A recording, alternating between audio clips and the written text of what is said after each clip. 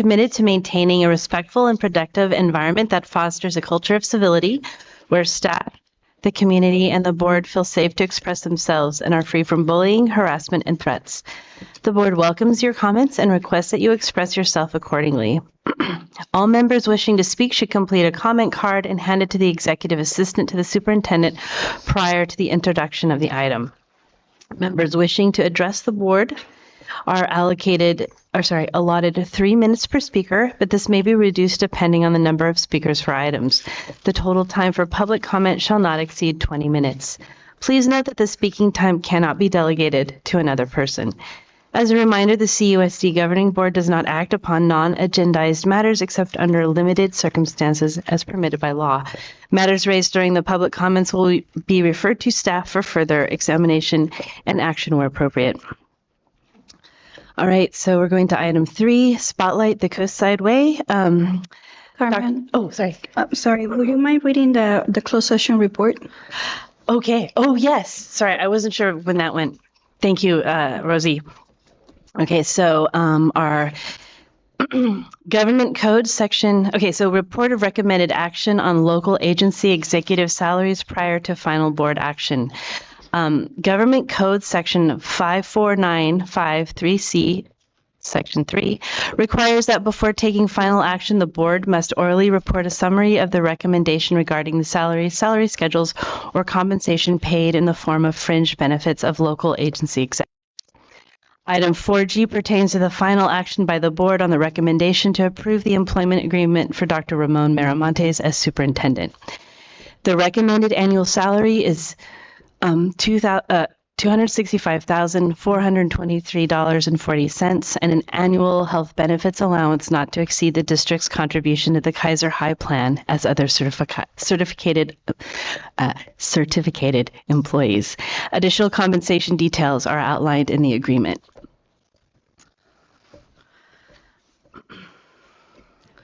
All right. I think that's all for that. So now I can do section 3. All right, so sorry. Section 3, Spotlight the Coastside Way. Dr. Miramontes, would you please share this month's spotlight? Absolutely. Let's get on to more important business, our schools. So here to talk about Fair Lawn View Elementary Schools, our Deputy Superintendent, Dr. Leticia Batia. Hi. Good evening, President Daniel, trustees, colleagues, and community. I'm here today to acknowledge a very special group of small Fair Lawn View but mighty Fair Lawn View PTO. Members of the Friends of Fair Lawn View Parent-Teacher Organization have always worked incredibly hard to fundraise and bring quality enrichment programs aligned to Cabrillo Unified School District's vision and mission. Angela Ekberg, Christy Gillis, and Sarah Neal are 3 specific Fair Lawn View PTO board members who consistently go above and beyond. Tonight, we recognize and applaud their numerous and outstanding contributions to the Fair Lawn View Elementary School community. And may I insert the district office as a whole itself, because every single one of you have participated in multiple groups of input sessions as well. So let's give these fabulous leaders, community leaders, a round of applause.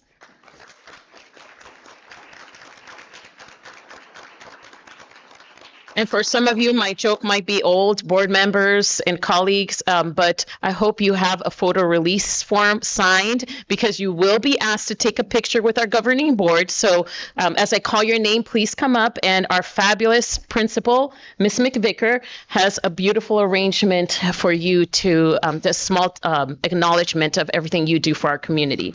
Angela Ekberg.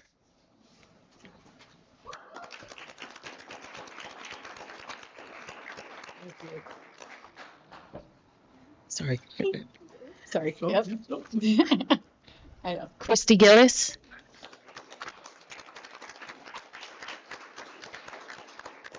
And Sarah Neal. Thank you. Thank you. Thank you. Oh. And our governing board, would you mind also coming for a photo op? I already have your released forms. Let's see.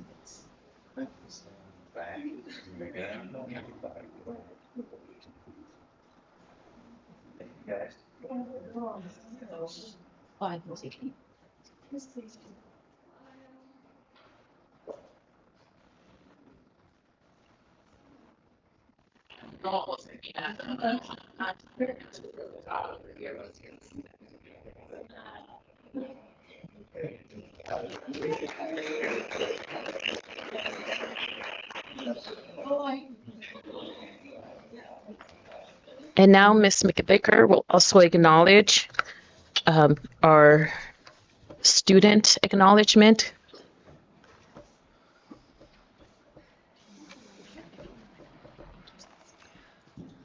Thank you.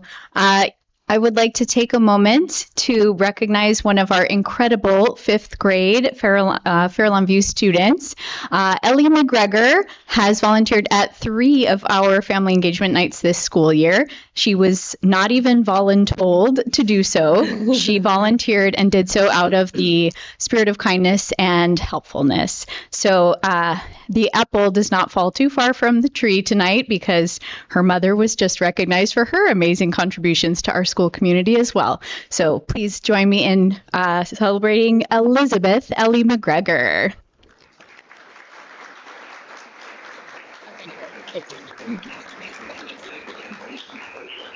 And you also made your photo opportunity.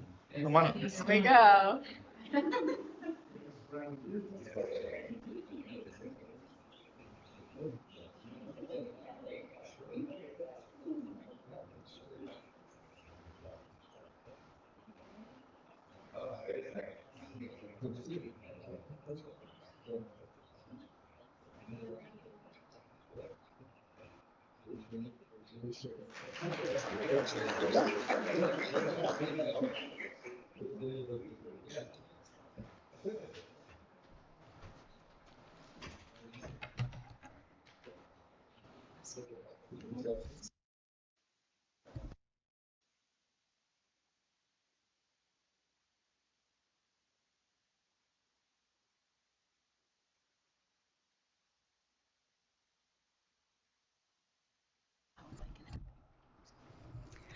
All right.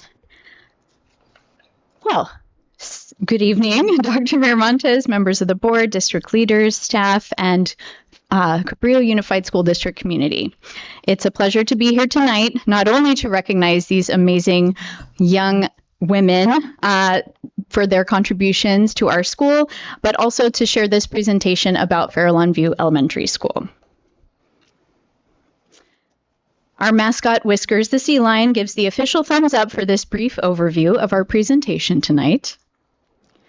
Farallon View, as many of you know, is tucked away in the neighborhood of Montera. This year, we added a transitional kindergarten class and welcomed Pillar Ridge families with TK and Kinder students.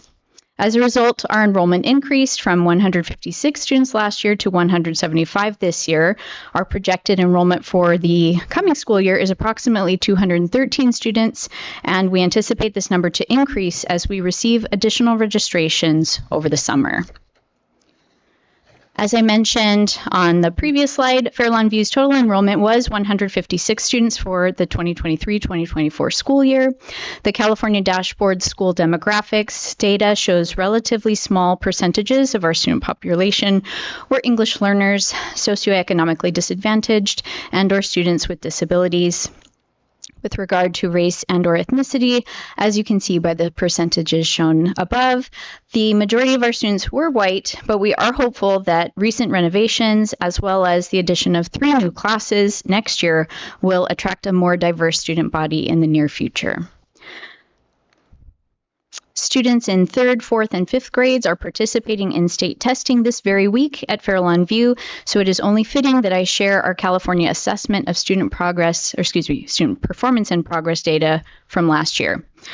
The majority of our eligible students performed well on their summative CASP assessments last year. Only 36.15% nearly met or did not meet standard for the English Language Arts assessment, while 63.85% met or exceeded. While the latter is a smaller percentage than last year, FE students are still performing above the California state average shown on the right. Our then third, fourth, and fifth graders performed better on the summative math CASP assessment last year compared to the English language arts assessment. Interestingly enough, this is the opposite scenario from the year prior. Only 32.53% nearly met or did not meet standard for the math assessment, while 67.47% met or exceeded, which is well above the California state average. Students in fifth grade will take the CAST science test next week at Farallon View. As you can see on the left, 48.28% of our fifth graders last year met or exceeded standard, while 51.73% nearly met or did not meet the standard. FE fifth graders are still performing above the California state average of 30.7% who met or exceeded standard. This California dashboard infographic shows our distance from standard on the ELA and math summative CASP assessments. It measures how far on average students are from the lowest possible score for standard met. Compared to our 2023 CASP scores, we decreased by 2.2 points last year in English language arts and increased by 5.6 points in math. Before I discuss the data on this particular slide, please note that this slide was revised slightly earlier this week, and the updated version will be uploaded after the meeting. The infographic on the right was representative of 2022-2023 data. It is now 2023-2024. I'm pleased to report that our chronic absenteeism rate declined by 6.8% last year, moving us from red to yellow on the infographics to the left. Chronically absent refers to students who were absent 10% or more of the instructional days they were enrolled in school. Only 11.5% of FE students were considered chronically absent during the 2023-2024 school year, compared to 18.6% at the state level. Here's a graph with our chronic absenteeism rates over the past few years. You'll notice that data from 2020 and 2021 were not published or not included there due to the COVID-19 pandemic. The subsequent spike in chronic absenteeism was consistent with state and nationwide data.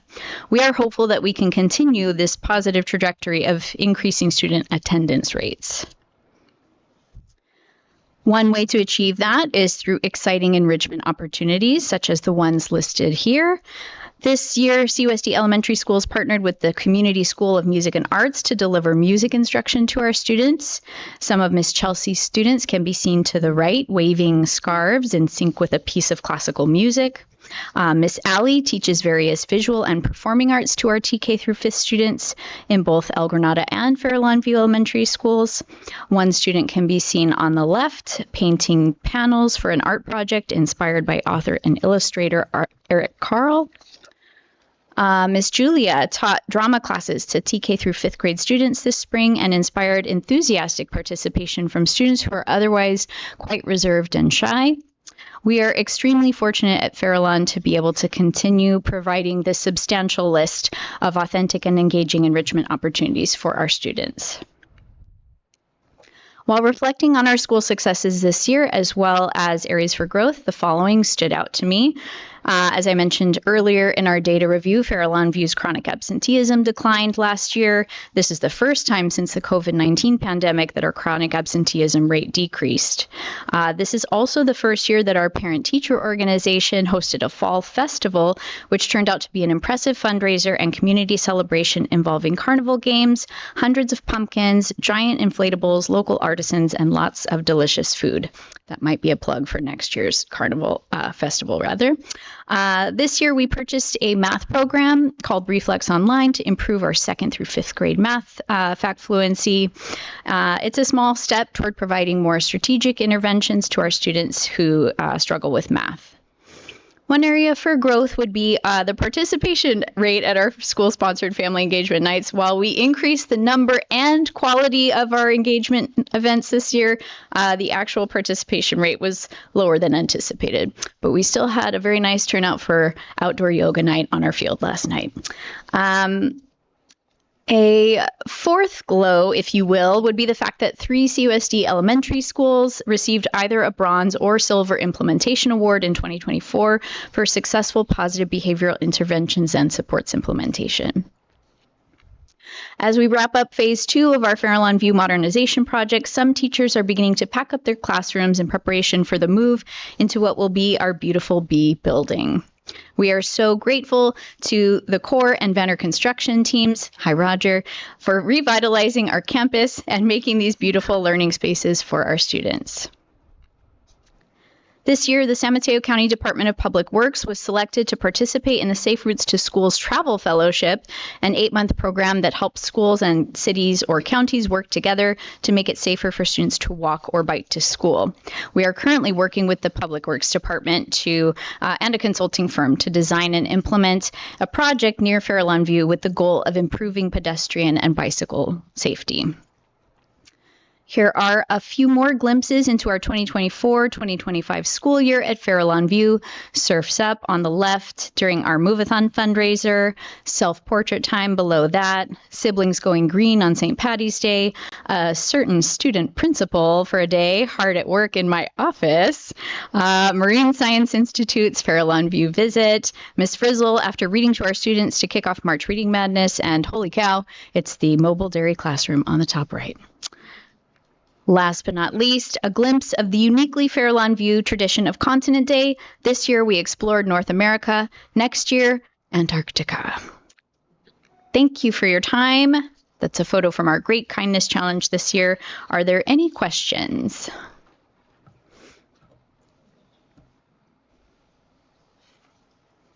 We have one comment. Carmen? All right, comments. Christy Gillis.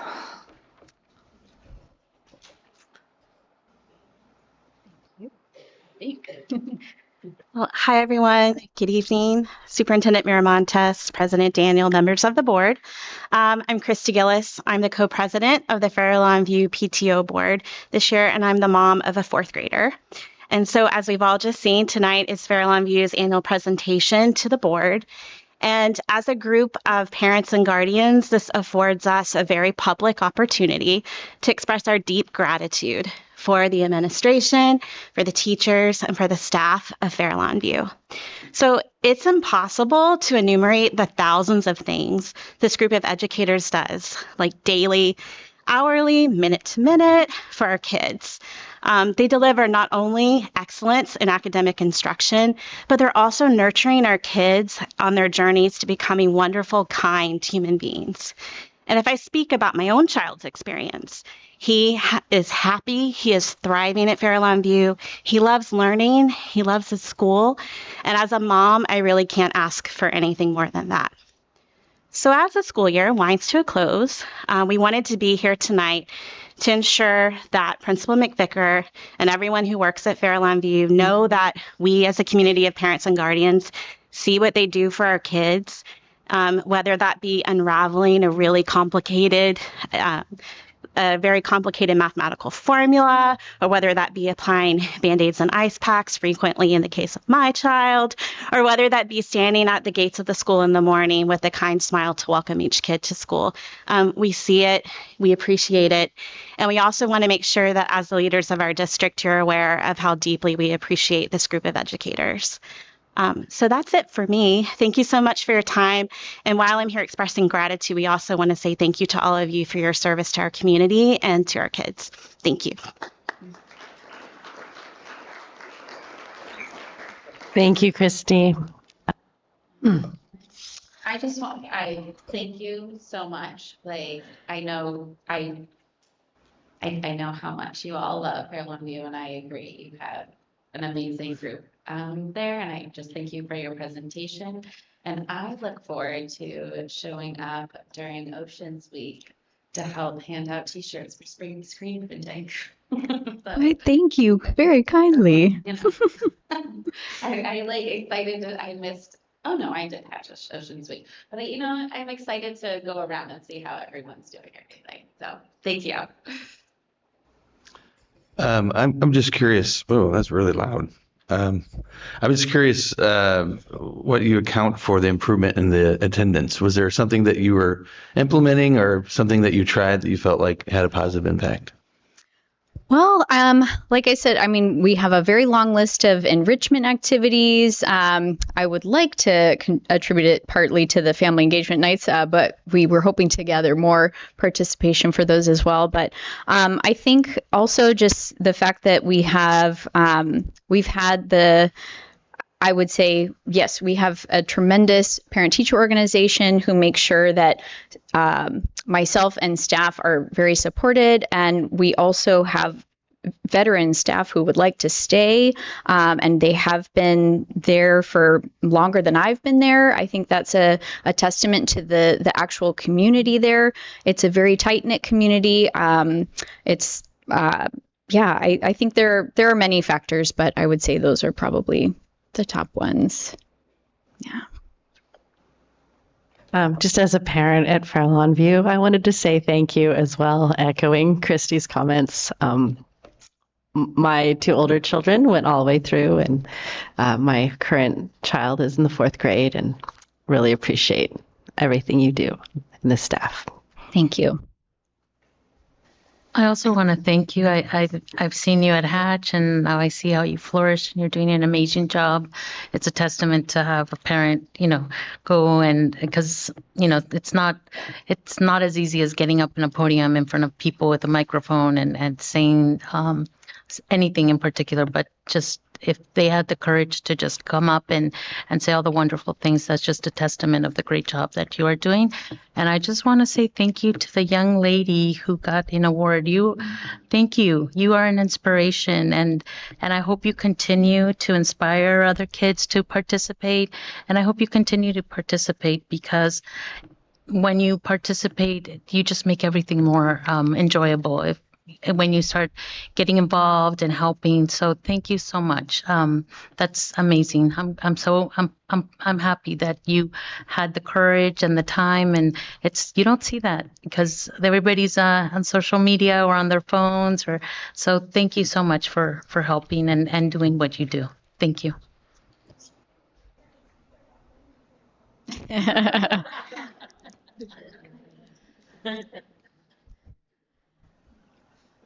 They're very smart, They're very wise parents.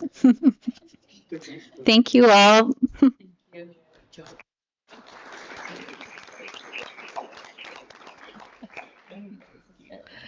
All right, we get to item 3C, student board member reports. Okay. Oh, that is very loud. So first, prom was a success at Long Branch Farms. Despite the rain, students had a great time dancing, going on the mechanical bull, and exploring the beautiful venue. Isn't it? Okay, it's better. The end of the school year comes with many exciting things. Students will be honored for their accomplishments next week at both Department Awards Night and Local Scholarship Night.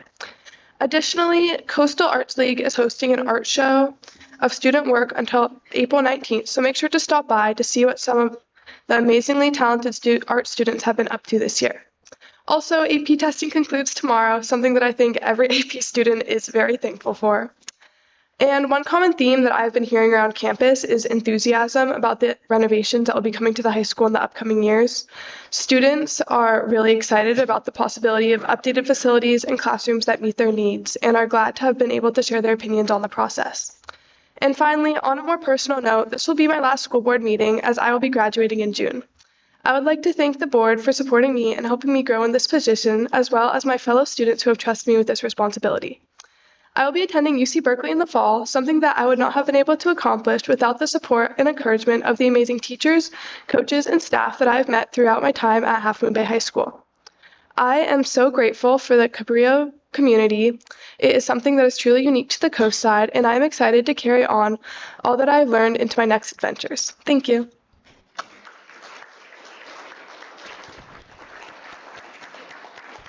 Okay, this is when I usually get up and I give you a little present with the Berkeley sweatshirt in it, but I have not gotten over there to do that. So usually I'm over there. But anyway, it's coming from all of us. and you will get it, and I know how to get a hold of you. So thank you very much, and maybe I'll let you pick it yourself because it's super hard for me to pick. I have to always go in the store and find some girl or boy and ask them what's cool and do you think they'll like this, and that's how I pick it out. But I did good last time because I see Catalina wearing the sweatshirt on social media that I got, so I thought I did good and I got her one. So anyway, you have a rain check, but thank you for everything, and you do have something coming from us. Thank you, Jamie. Yeah. Do you have AP test tomorrow? I do. You have AP test tomorrow and you're here tonight. How about that? That is commitment to your community.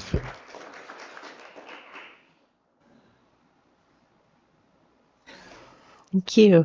All right. On to our item 4, general business, 4A, sorry.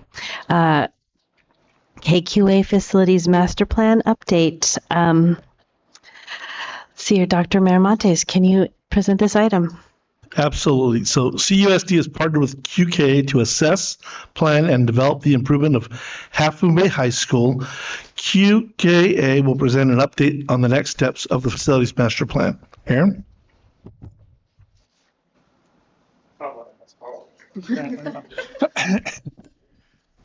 Thanks, Dr. Miramontes. We're happy to be here, and with me, Diane Schuster and Christina Donaldson, a part of our team. We had a meeting earlier this afternoon with the teachers at Half Moon Bay High School.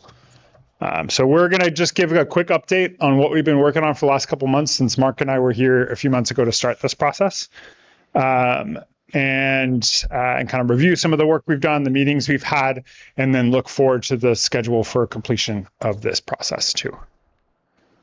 So we always start with this slide, which is why are we here? And just to remind everyone that our work relates to the work that all of you do, because the quality of the facilities does have an impact on education, and it does help as part of that process. And we know that the facilities at Half Moon Bay High School need some improvement. And we also know that we need support and input from all the different stakeholders and part of the school community to identify what's most important and what's going to be most impactful. So this meeting is part of that. All the meetings we have are part of that. And we'll always kind of start with some version of that. Here's kind of a list of, or just kind of high level, some of the goals that we've heard and wanted to identify as part of this process. I apologize for not filling in the letter of the measure on the one on the top right for the bond, but really, we want to make sure we identify all the facilities needs.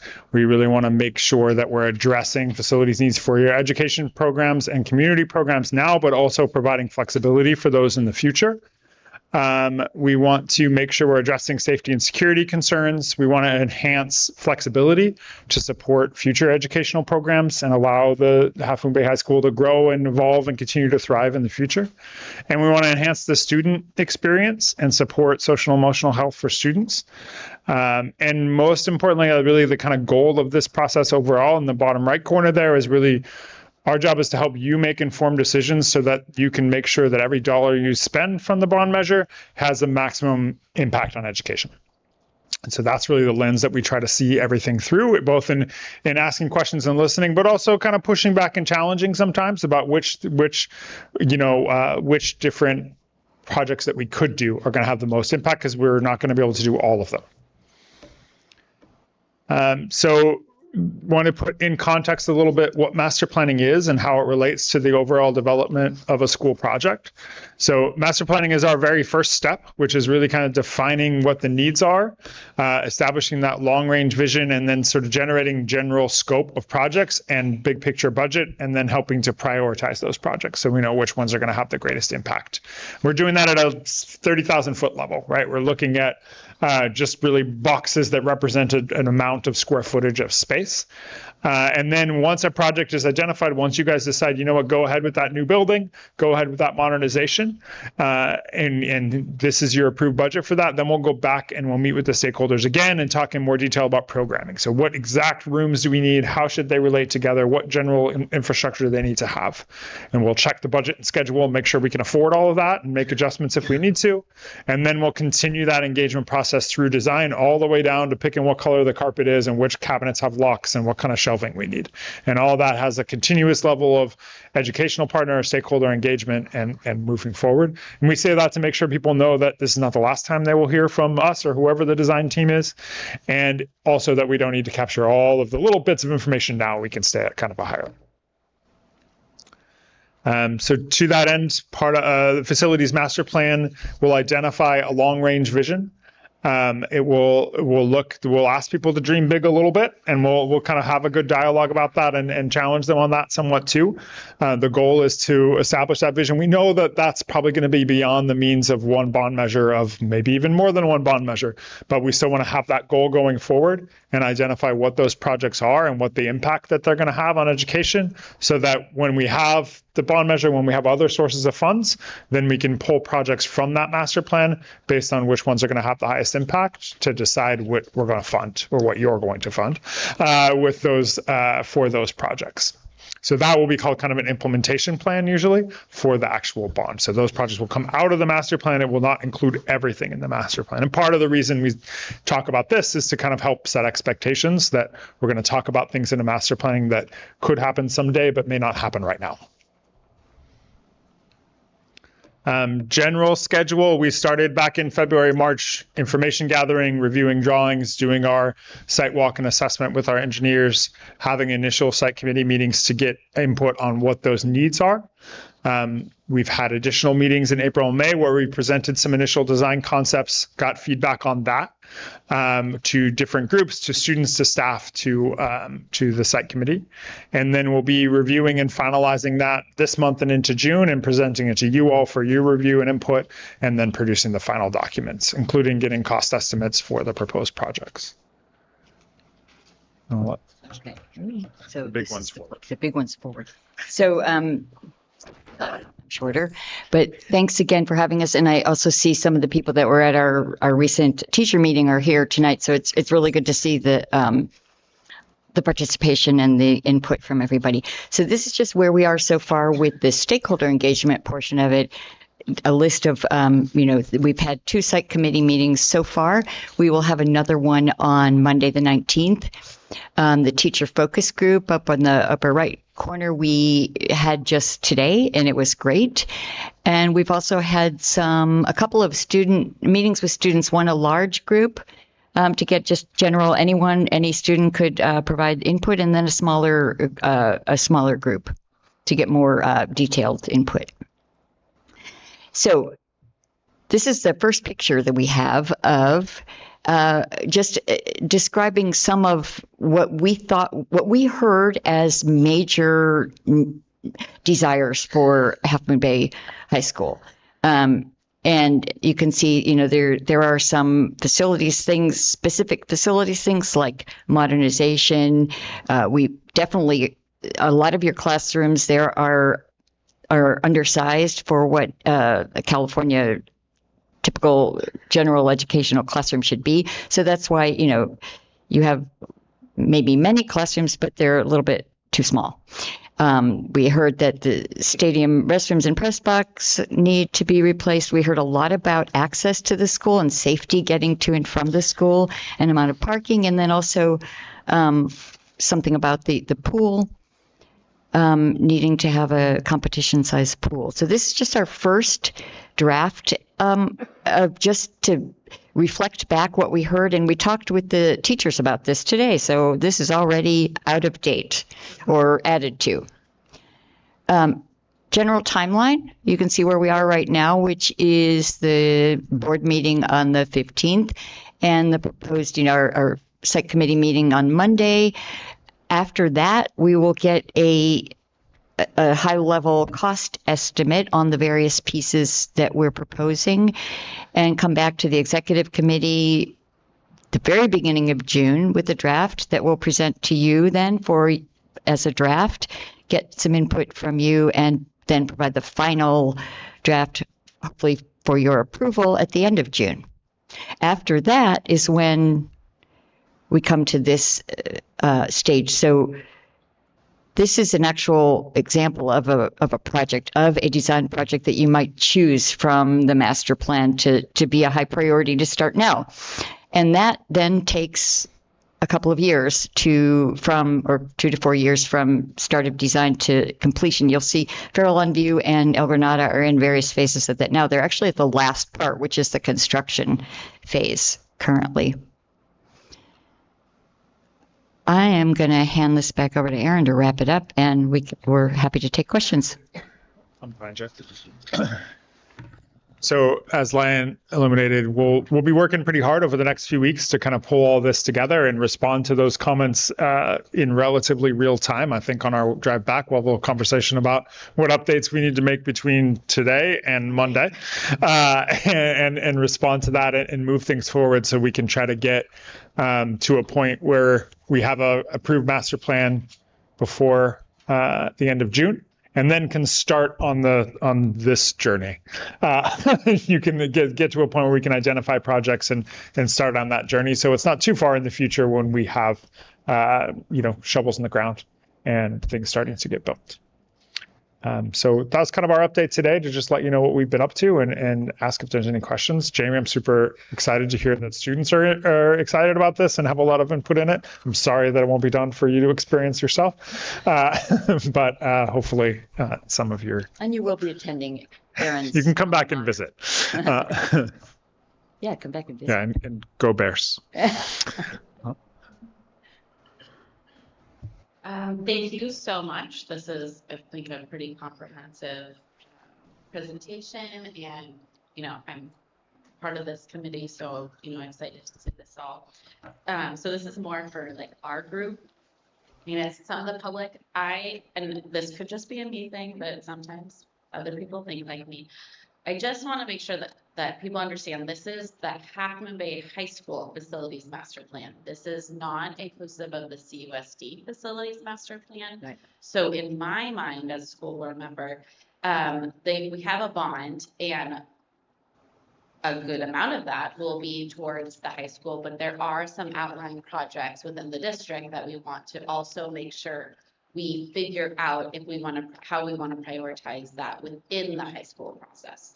So in this context, the facilities master plan is for the high school, but there will need to be a larger CUSD facilities master plan to make sure that if there are any other priorities within the district, that we don't want those to get left behind, or, which I've seen before, is we prioritize all of this for the high school, and then we're like, oh, but wait a minute, we wanted this, and then what we thought we'd get at the high school starts dwindling because we kind of overpromised when there were the other priorities that we need to fit in there. So that is just how I'm looking at this, and I'm very excited to move forward.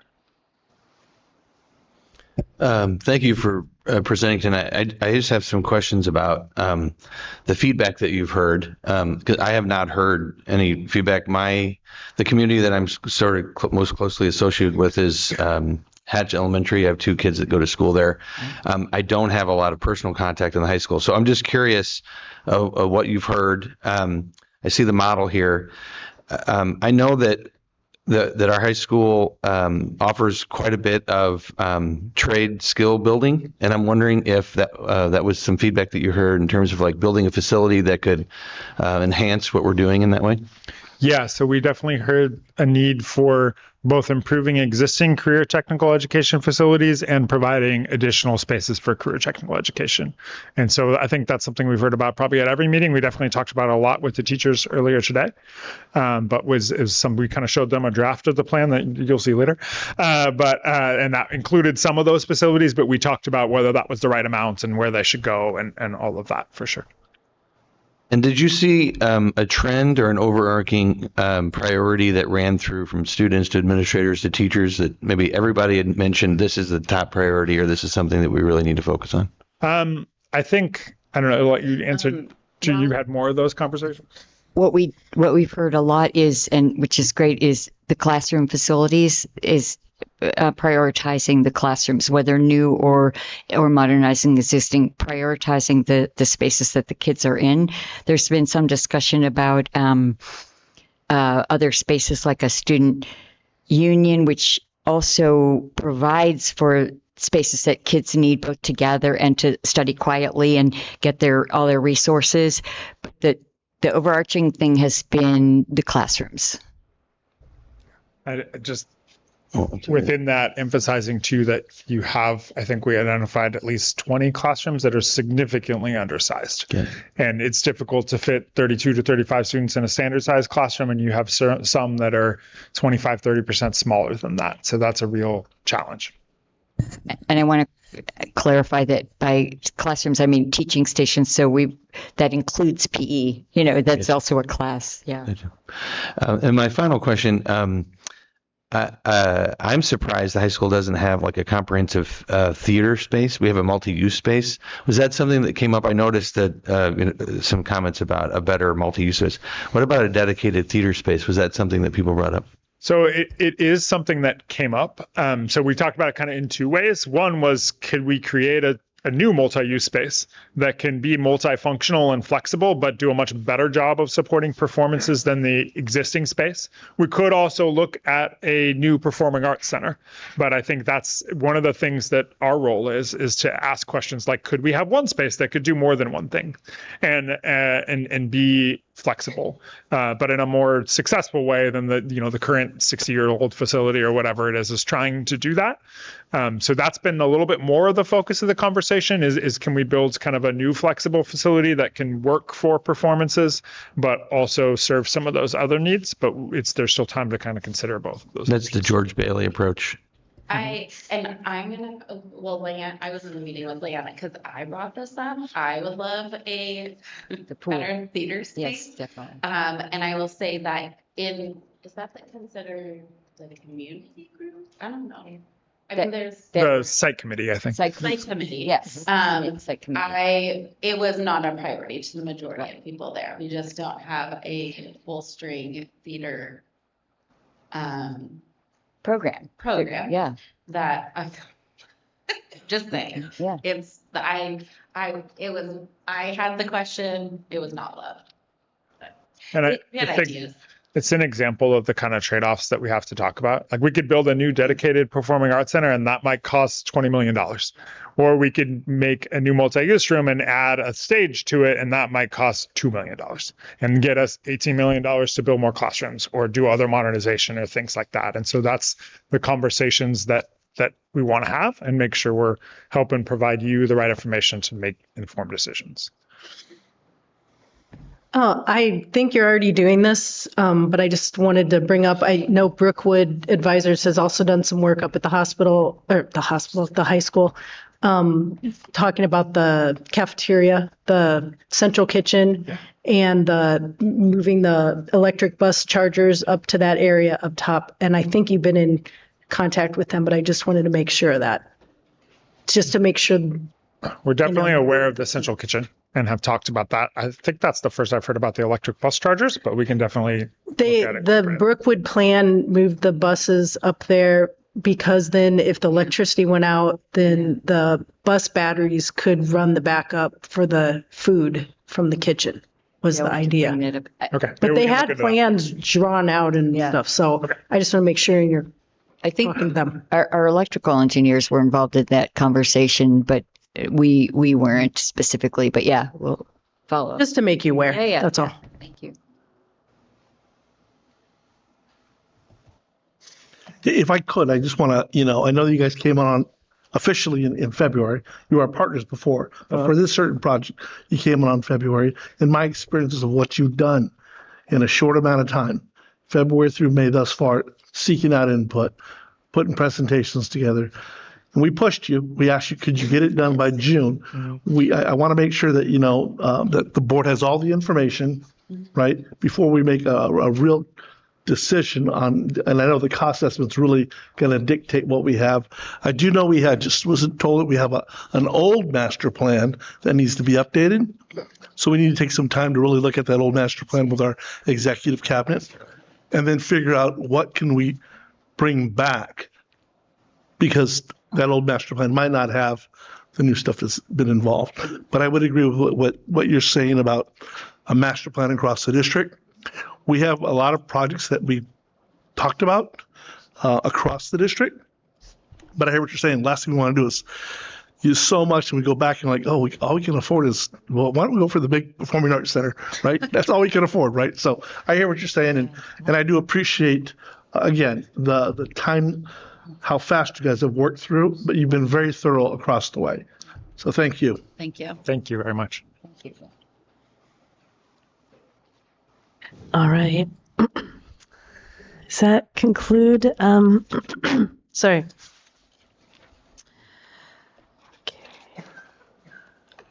Right. I think that concludes item A. Thank you very much. Thank you. Thank you so much for coming. Thank you, guys. Excuse me.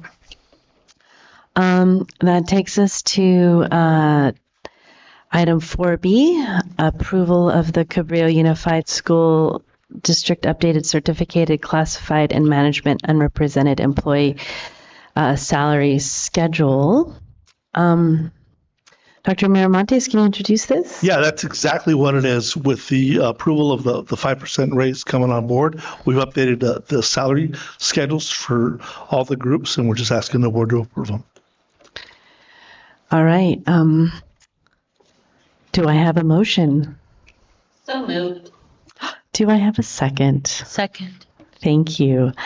Are there public comments? All right. It's now board questions or discussions. Yay. Yeah. All right. No board. Okay. All right. And it looks like it's time for a vote. All right. All in favor, please say aye. Aye. Aye. Those opposed, please say no.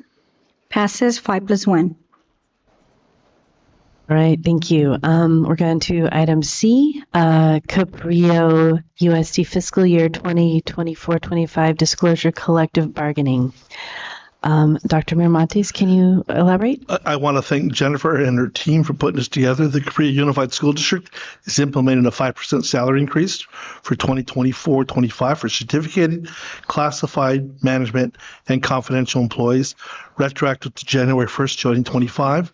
This is in addition to the 2% increase already in effect from the November 2024 parcel tax for employees hired on or after July 2011, the district will adjust the benefit contributions effective July 1, 2025. So again, Jennifer, thank you to you and your team.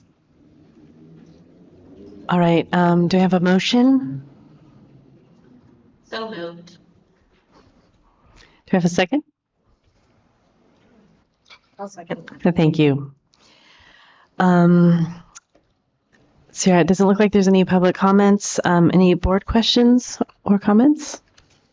Yay again. Happy. But thank you, Jennifer. Thank you for all the work and thank you for doing this. You're also fairly new in this role, and you're doing an amazing job. So thank you very much. Thank you. All right, shall we have the vote? All right. All in favor, please say aye. Aye. Aye. Those opposed, please say no. Passes 5+1. All right, that takes us to item D, adoption of resolution 17-2025, non-reemployment of classified employees. Dr. Miramontes, can you introduce this? Yes. So one of the responsibilities the district has is to have oversight committees for the bond measures and the parcel taxes. So the staff is recommending that we update the Citizens Oversight Committee bylaws to consolidate oversight measures of measures M, S, K, those are the bond measures, and measures I and N, parcel taxes, under one committee.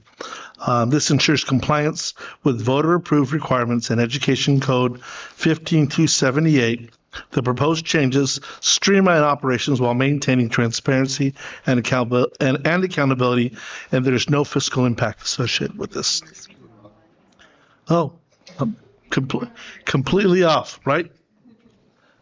Thank you. Okay, so the non-reelection, thank you, Brianna. So the the resolution for non-reemployment, yeah, that's exactly what it is. A resolution with for classified employees. I'm asking the board to approve these positions. We're not bringing them back. All right, do I have a motion? So moved. Second? Second. All right. Comments? Oh, sorry. What's it? I don't think we have comments. All right. Board comments? Board comments. Sorry. Yeah. That's okay. Thank you. Dr. Miramontes, could you unpack this for us a little bit, just for the layman? This is essentially permission to reduce staff. Is that correct? Correct. Okay. Thank you.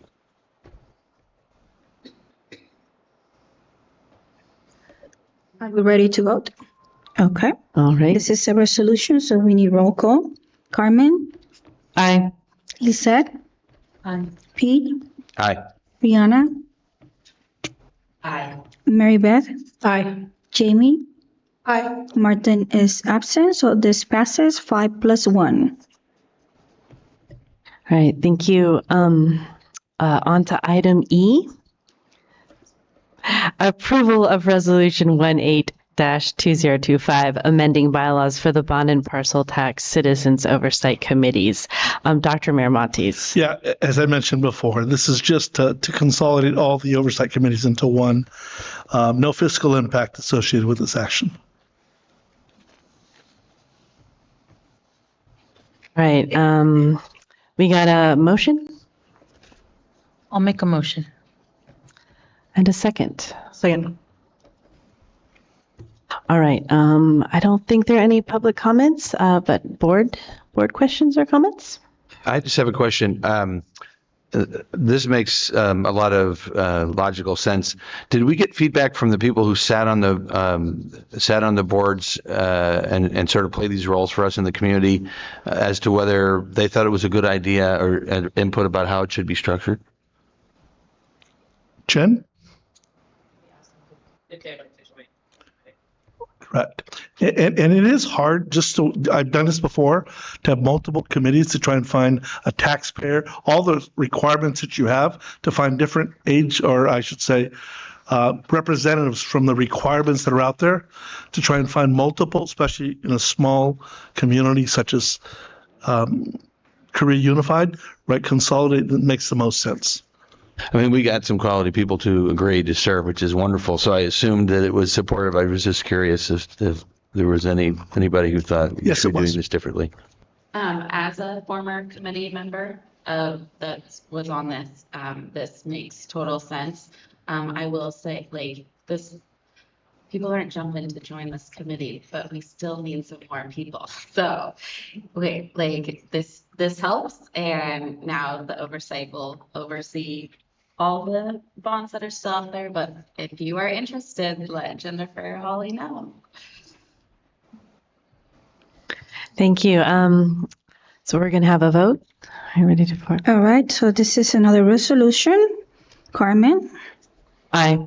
Lisette? Aye. Pete? Aye. Brianna? Aye. Mary Beth? Aye. Jamie? Aye. Martin is absent, so this item passes 5+1. All right.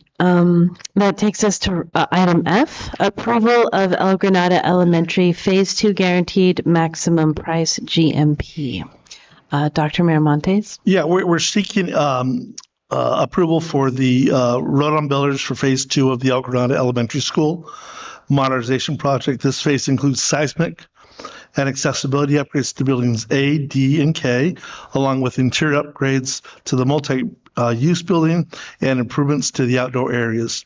Rodon previously completed Phase 1 and will ensure continuity and efficiency in Phase 2. Construction is scheduled to start June 9th, pending approval, through July 30th of 2026, and will be funded by the existing bond funds. I was at the site yesterday and had a conversation with Principal O'Connor Brown, and they're excited. They're nervous. They've got to move, and we thank all our teachers and staff members that have to pack up and do things. But in the long run, it's going to be a much, much better learning environment for all our students. Sounds great. Do I have a motion? So moved. Thank you, Pete. In a second? Second. Thank you. I don't think we have any public comments. Board discussion? Oh, but do we have board discussion? I yet? do. Right. So, Dr. Miramontes, just again, for public understanding, the way to understand this is that these will lock in these costs and that we shouldn't see any increases between now and the end of the project. Is that correct? Correct. Thank you.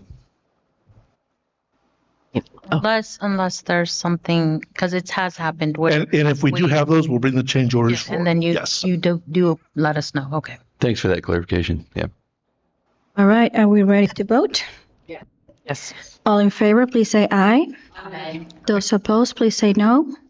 This item passes 5+1. Thank you. Our next item, G, approval of superintendent contract. Dr. Miramontes. It is what it is. All right. Do I have a motion? So moved. And a second? Second. Thank you. I don't think we have public comments. Do we have any board discussion or comments? Oh, we We do have one comment that was submitted. Oh, sorry. I'm so sorry. Yes. No. Oh, Reading public. No. Okay. no. Thank you, Rosemary. Yeah, there's a public comment, and it's on our website, right? It will be added to the minutes. Okay, it'll be added to the minutes so you can see that at your leisure. Thank you. And thank you for commenting. All right, then any board discussion? I just want to thank everybody involved who worked on the contract. It's been a long road. We had a little speed bump last month, and we did the right thing and made sure that we were doing it right. I also just want to say to the public, the county was particularly helpful, and I think that's important to point out because sometimes we can see local government as bureaucratic and obstacles to things. In this case, they were absolutely helpful to help us understand kind of what we should be doing, what the contract should be looking like, the standards. And so I'm just very appreciative of that. Yeah, I want to add, and this was my first time going through this process as a board president, and I really appreciate all the support from the district office and our staff. So thank you. Want to just thank everyone's support and understanding that to get us to this point. And I'm very glad that we are here. I was going to save this for my comment, but it's part of this discussion. I have to say that it's a pleasure to serve in this board with the first Latino board superintendent in this district because as a Latina myself and as a representative of the Latino community, unfortunately, we are very unrepresented and we are very needed of someone who understands and speaks the language. And it's just amazing to see that we finally have that. And you have seen it in the community members who do serve these families who for whatever reason are not being served and are not being represented. So thank you so much. Thank you and welcome.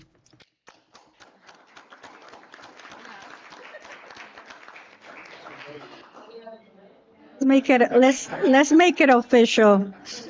Okay. All in favor, please say aye. Aye. Those opposed, please say no. Passes 5+1. Not, we can celebrate. If I may just say a couple of things. One is I'm truly honored to serve this community. I really am. I didn't think I'd fall in love with it, but I have. The other piece is, you mentioned that, but you're not the first person to mention it. It was actually said at a PTO Alliance meeting. I can't remember who it was, but it was one of the leaders from the PTO Alliance said, Dr. Vermont is having a person of your stature in his community for these students. Right? And she wasn't saying these students, she was saying all students when she said that, right? I was truly touched. And so I look forward to meeting everybody and working with everybody, and it is a beautiful community, so thank you.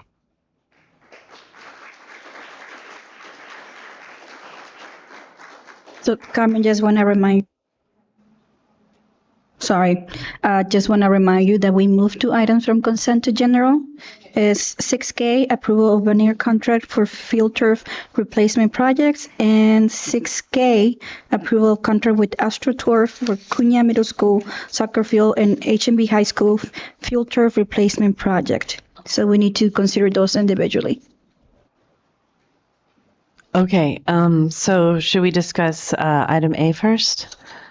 J and K? J. Oh, sorry, Uh-huh. J, sorry, I misheard. My J. And okay. All right, let's look at item J, approval of veneer contract for field turf replacement projects. And I'm going to say the same thing for both of them. First of all, I want to thank Jennifer, her team, our partners at the high school, our partners at the middle school, the Boys and Girls Club, the community representatives from the baseball teams, the soccer teams. It really was a community effort to make this happen. All I'm asking for is in the resolution, it talks about using Fund 40. And I want to give the flexibility of using our bond money as well. We also know that we're applying for the $8 million reimbursement for Prop $2 that we could pay back.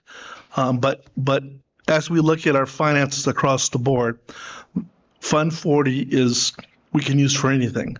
One of the things that we're really diving deeper of the needs that we have here, right? Updating our textbooks, math adoption's coming soon, right? And we've got a cycle of adoptions that are coming, and I'd like to be able to use Fund 40 to do that. So I'm asking that the board give flexibility to use Fund 40 and or the bond dollars. That's all I'm asking for. To make a motion first. All right, do I have a motion So moved. and a second? Second. All right, do we have public? Okay. When will we know what bucket you're using it from? How's that decision made? We'll work with Jennifer on this. We will let you know at the next board meeting if we need to, or probably sooner than that. She's finalizing our budget this upcoming week, along with Dr. Bhatia. They're doing the LCAP and the budget go together. We just received the May revise from the governor, so now we got all the pieces together. But we do want to make sure we meet this timeline. If we don't approve it, then we're not going to get done in time. So we have the $15 million right now that the board has pulled out of the first bond. We could start using some of that. That has to be used in 3 years. So this would be a great thing. And I do, again, want to thank the Boys and Girls Club. They're paying for half of it. So half of this money is being paid for in partnership. And I can't tell you how thankful I am to have a partnership such as the Boys and Girls Club. And if you're here, can you just stand and be recognized? I see people in the back there. So thank you so much.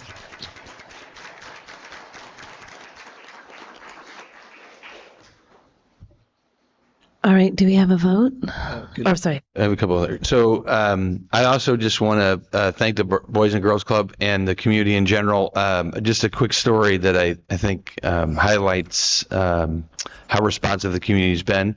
When I was running for office, we were talking about the field, and there was a general sentiment that the field was going to last another couple of years.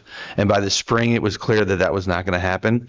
And people just sprang into action to sort of move the pieces in place to make this happen, because the field is so critical to our entire community. I mean, that goes without saying. Everybody, either directly or indirectly, benefits from this field. And so it's kind of inspiring to see how things came together and how quickly they came together to find a solution to this critical piece of real estate in our community.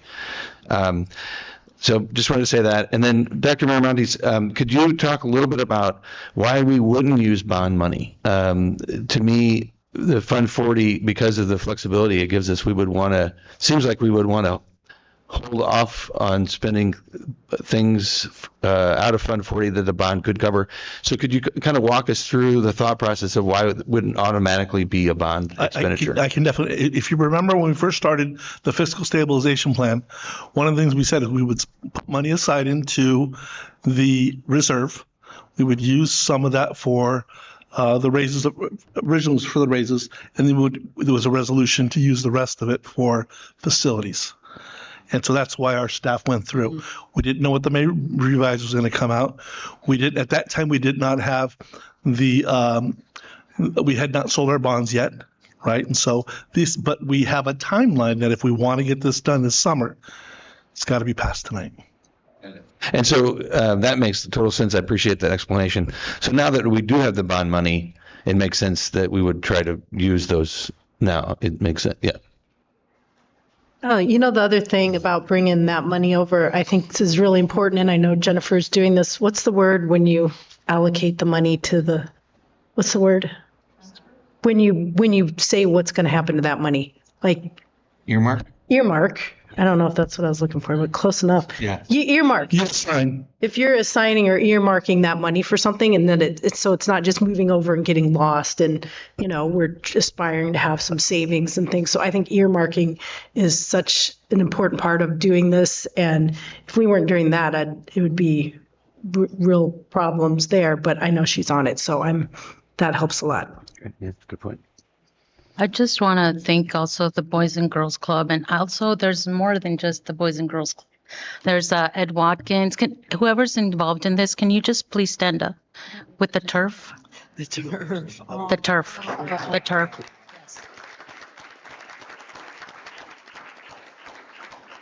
I want to commend you all, and I want to thank you for the money, the time, and everything that you're doing for our community. We are Half Moon Bay, and we are a very small community, and that field is used for so many things. That's why it's going to be a big impact for summer and summer activities. But everybody knows that they're going to sacrifice this summer for something that's going to be much better for the future. And I just want to thank you all. Thank you so, so much. Thank you. Mm-hmm.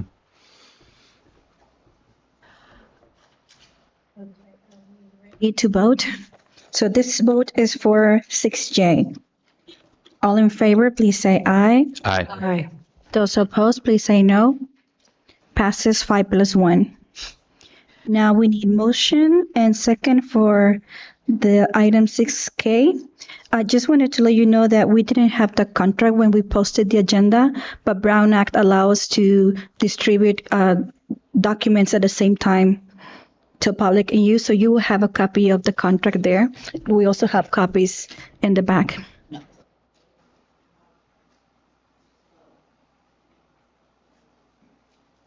Thank you, Rosie. We need to have a motion in a second. All right, a motion So moved. and a second. Second. All right. So I guess we'll have our discussion. Do we have any questions? Any questions? Just one for me.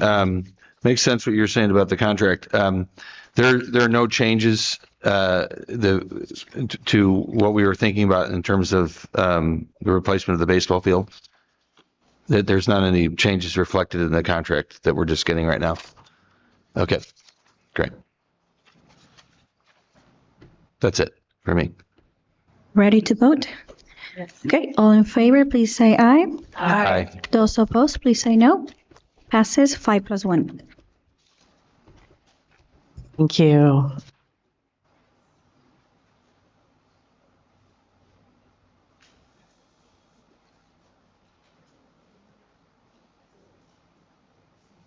All right, that takes us to, we got more comments? All right. We're going to have more than 20 minutes. You'll need to ask the board if they can do more than 20. Okay, all right. Is that a motion or? Just All right, do I have consent from the board to go over the 20-minute limit on public comment? If you let me have a bathroom break first. All right, should we have a little bio break? all right. So can I get a motion for a break? So moved. Just a bathroom break. 10 minutes? 10 minutes? No. 5. 5 minutes. Okay. Can I get a motion? You motion, Carmen? I'll motion. Motion. I'll second. Mary Beth and Carmen. All in favor, please say aye. All right. Aye. Aye.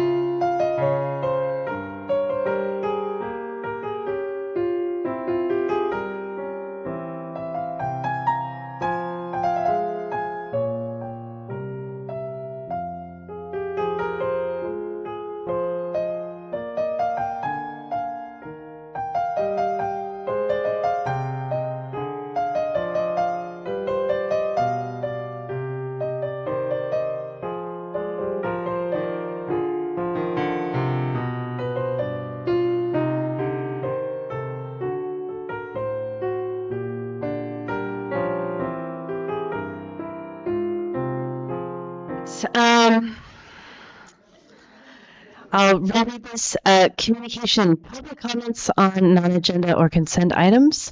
The board is committed to maintaining a respectful and productive environment that fosters a culture of civility where staff, the community, and the board feel safe to express themselves and are free from bullying, harassment, and threats. The board welcomes your comments and requests that you express yourself accordingly.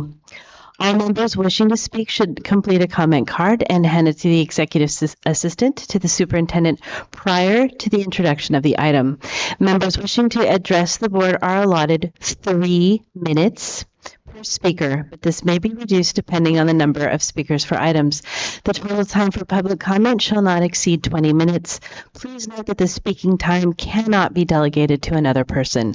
As a reminder, the CUSD Governing Board does not act upon non-agendized matters except under limited circumstances as permitted by law. Matters raised during the public comments will be referred to staff for further examination and action where appropriate. All right, I'd like to call up Violet Holtz. Can we get consent to go over the 20 minutes? It will be about. Did we do that already? Oh, we can do that. Okay. Oh, do I have consent from the board to go over 20 minutes? So moved. Second. All right. Thank you, Rosie. All right. Sorry. Now, Violet, thank you.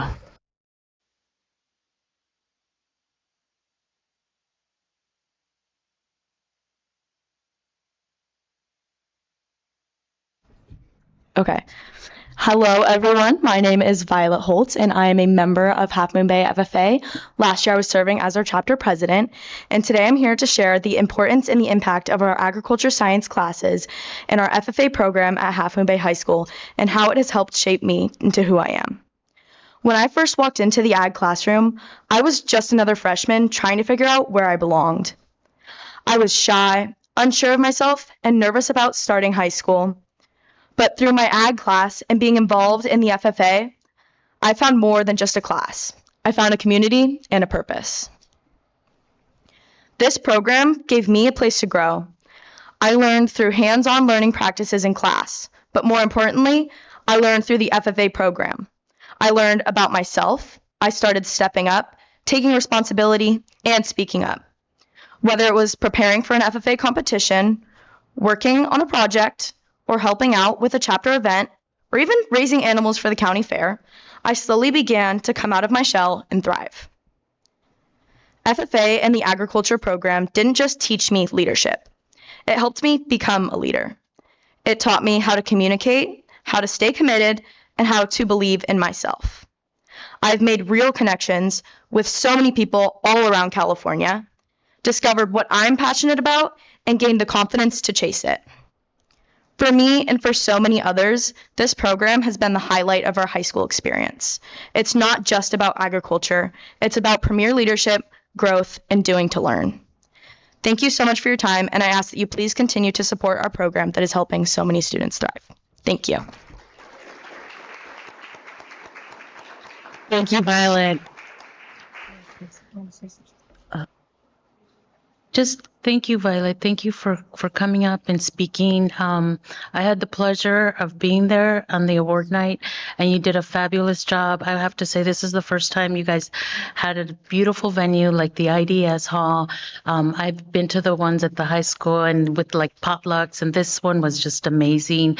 And just to have even like, you know, selling your products and having all the members be involved in some way or another, and seeing you guys being like the ushers and the servers, and it's just so amazing to see. And I want to thank you and thank you for all the hard work, and you did an amazing job. Thank you. And I have to say, I was really impressed because your immersion program, right? Yeah. And your Spanish and the way you pronounce those names, I was like, okay, she has to be an immersion student so yes, thank you. My only tiny little feedback is I wish you would have just at least, and this is just I've had this because I've been in other events, just to just welcome the parents in Spanish, because it's such a beautiful event, and you have a lot of diversity, and you have a lot of different parents at different stages. Some are just like kids are just in the class and not knowing, and it looks like when they have these events and they feel empowered, it's almost like, okay, maybe next year I'm going to step it up. My nephew, I was actually surprised he was nominated for something. I don't even know. Julio, yeah. Okay, I don't know what that means, but yes, congratulate. He's a leader, and I know that he wouldn't have done it. I know he wouldn't have done it without the help of all of you, just inspiring the others to continue and to be leaders. And thank you for the teachers at the Half Moon Bay High School who support you guys and really do a fabulous job putting all this together. I mean, it's obviously growing, and it was amazing. It was a really good event. Thank you so much. Thank you. All right. Our next speaker is Bridget Jett.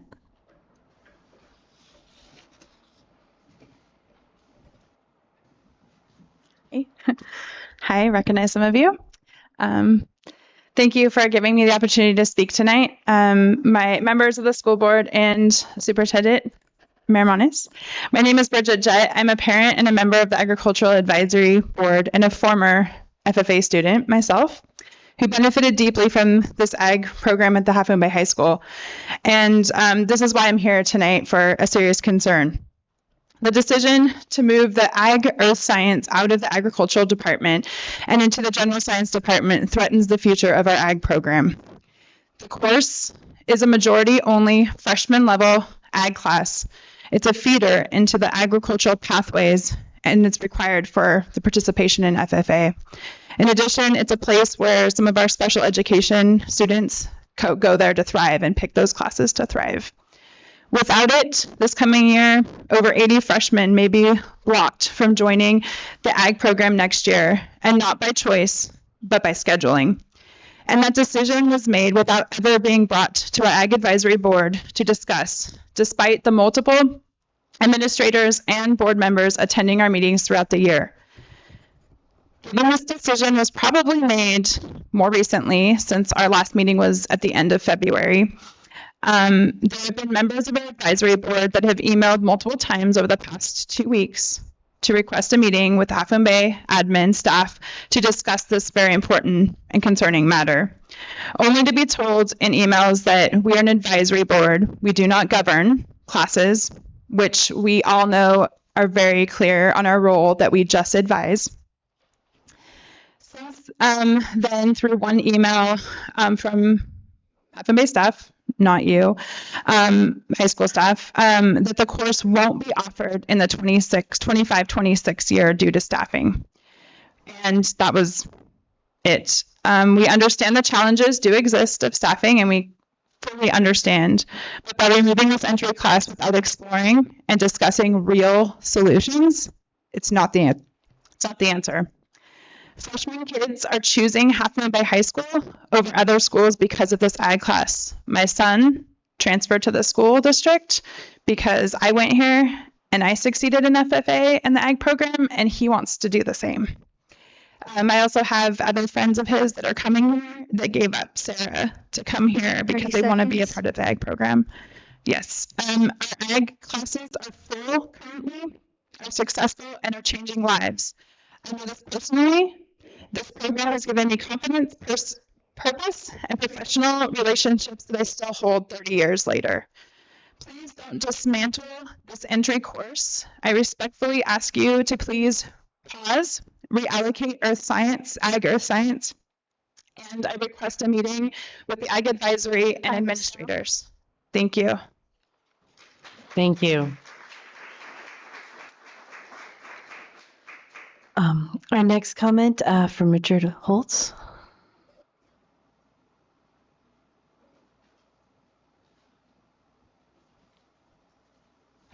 Good evening, Superintendent Miramontes and President Daniel, fellow board members. Thank you for the opportunity to address you all here tonight. As you tell, I'm following my colleague from 30 years ago, Bridget, when we were on the same officer team at the high school, and and of course, my lovely daughter. Vice President Cortez, you said it beautifully. These are young leaders who are growing into the world. And there are very few organizations that create this opportunity for students to really be the leadership. I think the Boy Scouts and the Girl Scouts do a really good job. This, I think, is the best one that is associated with education. As you heard from them, there have been some rumblings here about the program being cut, and it's really been happening in a vacuum, very siloed.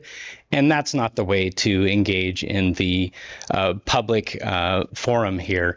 I know not everything can be out in front, but to have unilateral decisions made like this when, our students are down at CUNA talking to those students. This board and administration, you have supported the growth of this program. It's just incredible to see what's been happening at CUNA with the little farm and that continuing on in the high school level. And it's not so much just about the agriculture education. Again, we talked about the FFA organization. You have to be in the class to be a member of this organization. And it really is a 4-year completer program. To remove ag earth science from that effectively removes 25% of those opportunities over the years. I still have some time here, so I'm going to share a little bit of my story. I am my daughter, and son, they go to the high school. They are the 4th generation of our family to go to the high school, the 3rd generation to be a part of this ag education. When I went to this school here at CUNA, nothing against the school, it was all me, I had some anxiety issues. I couldn't handle stress well. I probably missed 20% of schooling. And when I got to high school, I was very nervous about where I was going to fit in. I wasn't a sports person. I wasn't into theater. I didn't play an instrument. And I found the FFA organization. And it really helped me come out of my shell and reach my own leadership potential. And time again, I've seen young people who maybe aren't sure where they fit in, and they don't even have to have an ag background or be a country kid, but they come to this organization and it's such a sense of belonging, and it really empowers the students to get out there, to test their boundaries, to become young leaders in industry. Bridget and I both now 20 plus years in public service and in forward facing roles. I don't think 30 years ago we would have thought we could stand in front of a group and have these kind of conversations. And this is what I see happening for our students.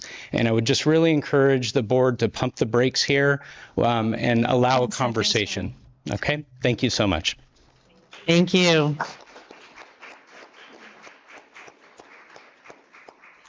Our next commenter, Deborah Pierce.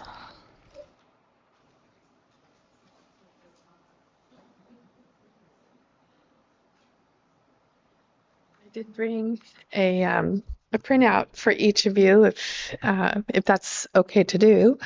Okay, here you go.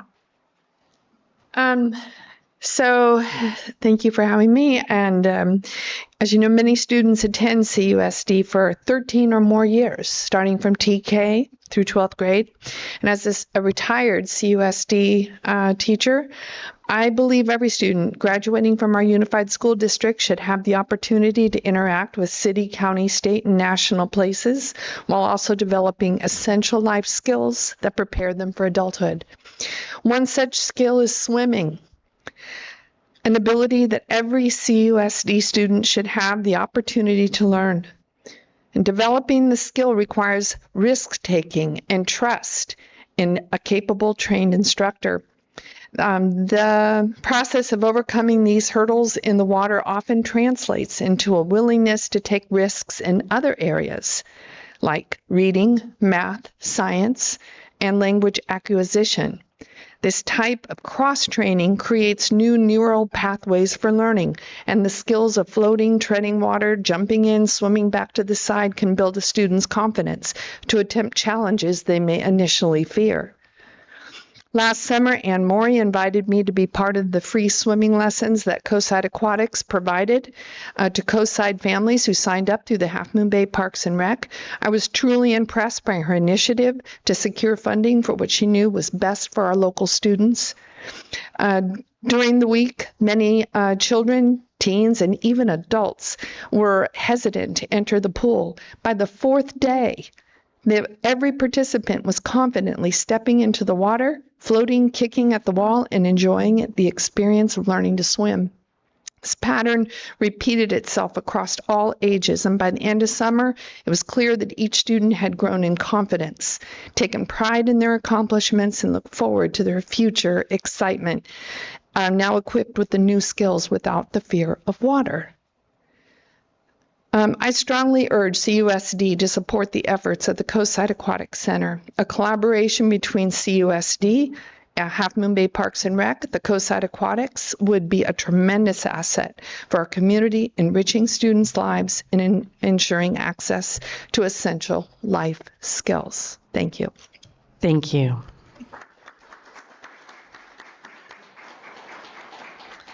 Our next speaker, Anne Maury.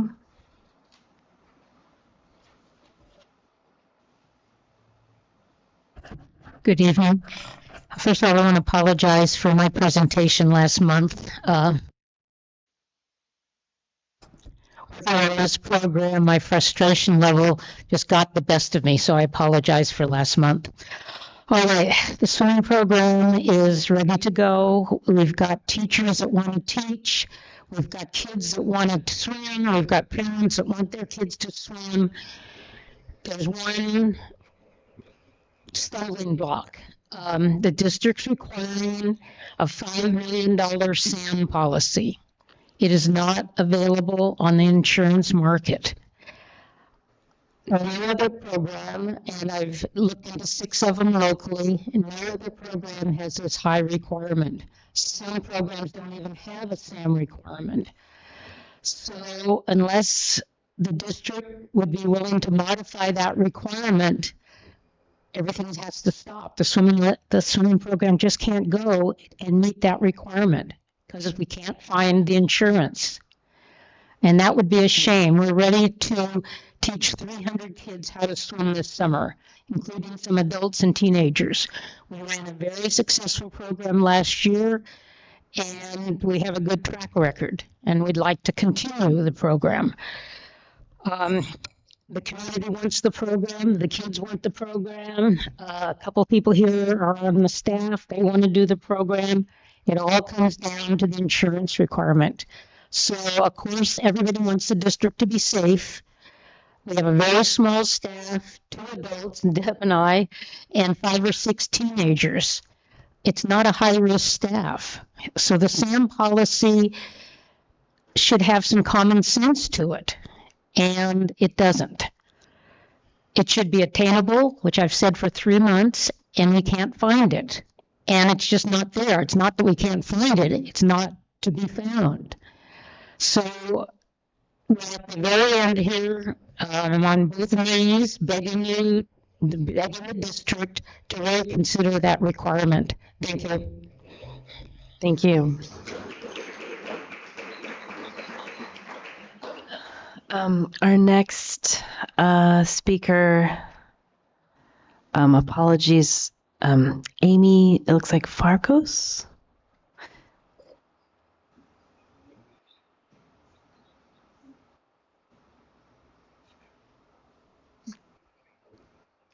Hi, everyone. Thank you for allowing me the opportunity to speak. My name's Amy Farkas. I live with my family over on Myrtle Street.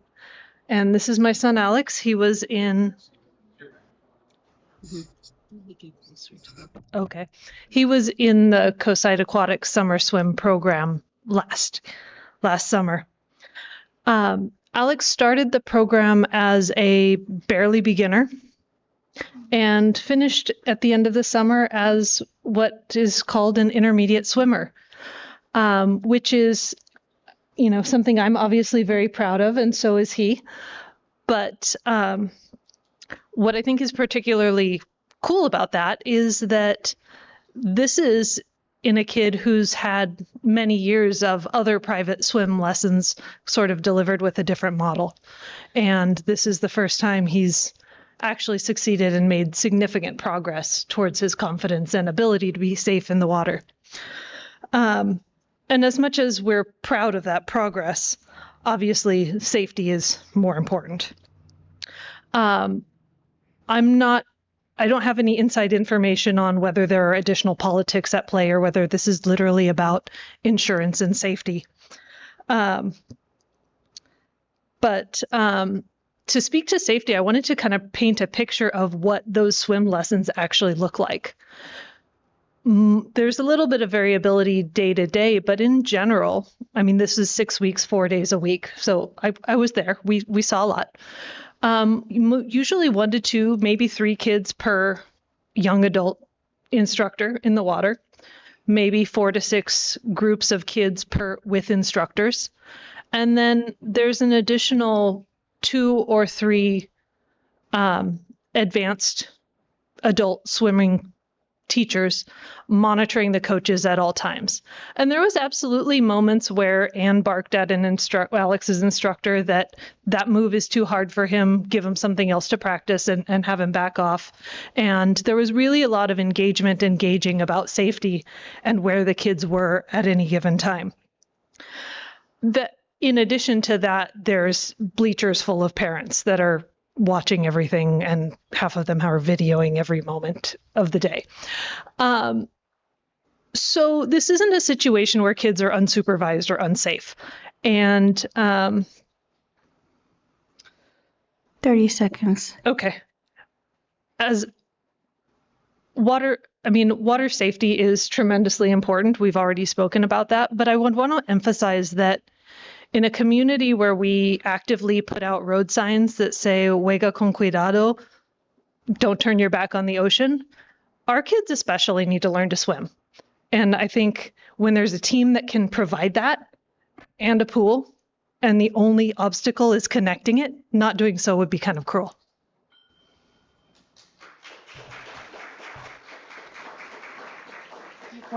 Before you go, Alec, can you show us your ribbons of accomplishment? Can you tell us just really quick about your ribbons? Yeah, so this one was when I started swimming, which says I'm learning to swim, and the second one is how I know how to swim, and you can see on the back of them they say July 2024, and the other one says July 2024, so you can see how easy these instructors helped to make me learn so fast. That's awesome.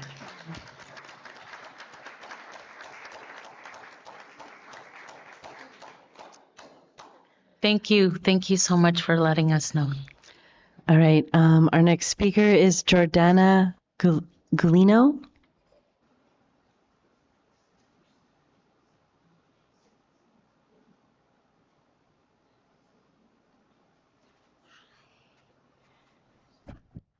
Hi, members of the board. Superintendent Miramontes. Okay, so this marks the second consecutive year that we find ourselves advocating for the continuation of our community swim program. It is disheartening that we must repeatedly fight for a resource as vital as a community swimming pool. The importance of accessible swim cannot be overstated. Many of us in this room have benefited from such access growing up. I have confidence in this board and believe in your ability to collaborate effectively with the district and find a viable solution for this 6-week summer program with the hope of establishing a more long-term offering in the future. I urge you to explore creative solutions to ensure the survival of this program. Thank you. Thank you.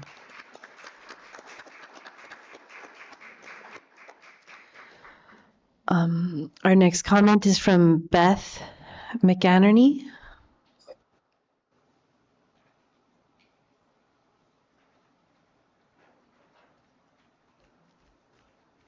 Hi, I'm Beth McInerney. Thank you for allowing for public comment. I am addressing superintendent and board members. Thank you. And you might know me from planning commission meetings. Bridget, my first board meeting. I am here to support the swim program. I'm not going to pretend to understand the situation in terms of the insurance. I just heard about it, but I'm here to support it and provide some anecdotes. 2019 to 2025, the pool at the high school, I looked through my Gmail, it must be 10 emails about the heater's broken, there's soap in the pool, it drained by itself, maintenance issues. So having a pool at all is amazing. It's duct tape and chewing gum at this point, and and I use this word very in the most positive manner possible. It's a very scrappy program. We always have a different coach every year, and we find coaches out of thin air. Miss Higaki is a coach. It's amazing to me that we have the program that we have. It's through the hard work of everyone and the dedication and just sheer willpower. Both of our kids have come up through the high school and through one came up through mini Mavs to Mavericks to the water polo program, junior guard tryouts, which is ocean safety, which again, same comment I echo about the signs like don't turn your back to the ocean. Junior guards is crucial to our ocean safety and our visitors and keeping our visitors and our residents safe. Without that pool and that program, we couldn't have the junior guard tryouts. Just anecdotally, like Patricia at Safeway, she does the adult swim program. I say hi to her. I see her at the pool. Like, there's just so many touch points. And the pool ties them all together. Our daughter taught at Petit Pauline because of her swim team engagement and involvement. And just to take away that ability to have that program 30 seconds. Would just be devastating, in my opinion. So I thank you for listening. I'm sorry I wasn't quite as coherent as I wanted to be and cogent, but a lot of emotion there. So thank you so much. Thank you. Our next comment is from Jay Katz.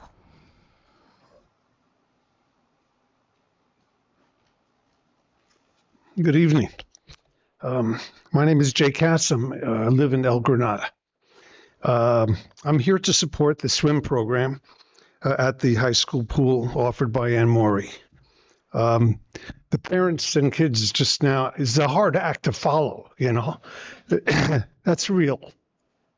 And it means a lot.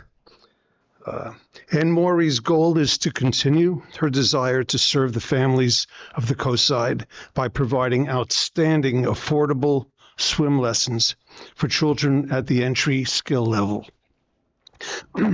I witnessed close to 100 children and teens and adults in last year's sessions, and I couldn't be more impressed by the programs and the instruction that was organized by and led by Ann.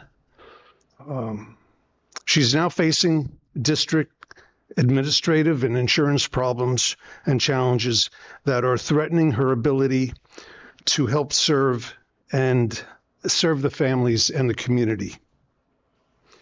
She's asking for your understanding and guidance with these requirements that are close to impossible. The parents share this swim program as a priority. Its importance is impossible to measure. Please make swim lessons one of your priorities. Thank you. Thank you. Our next commenter is Laura Katz.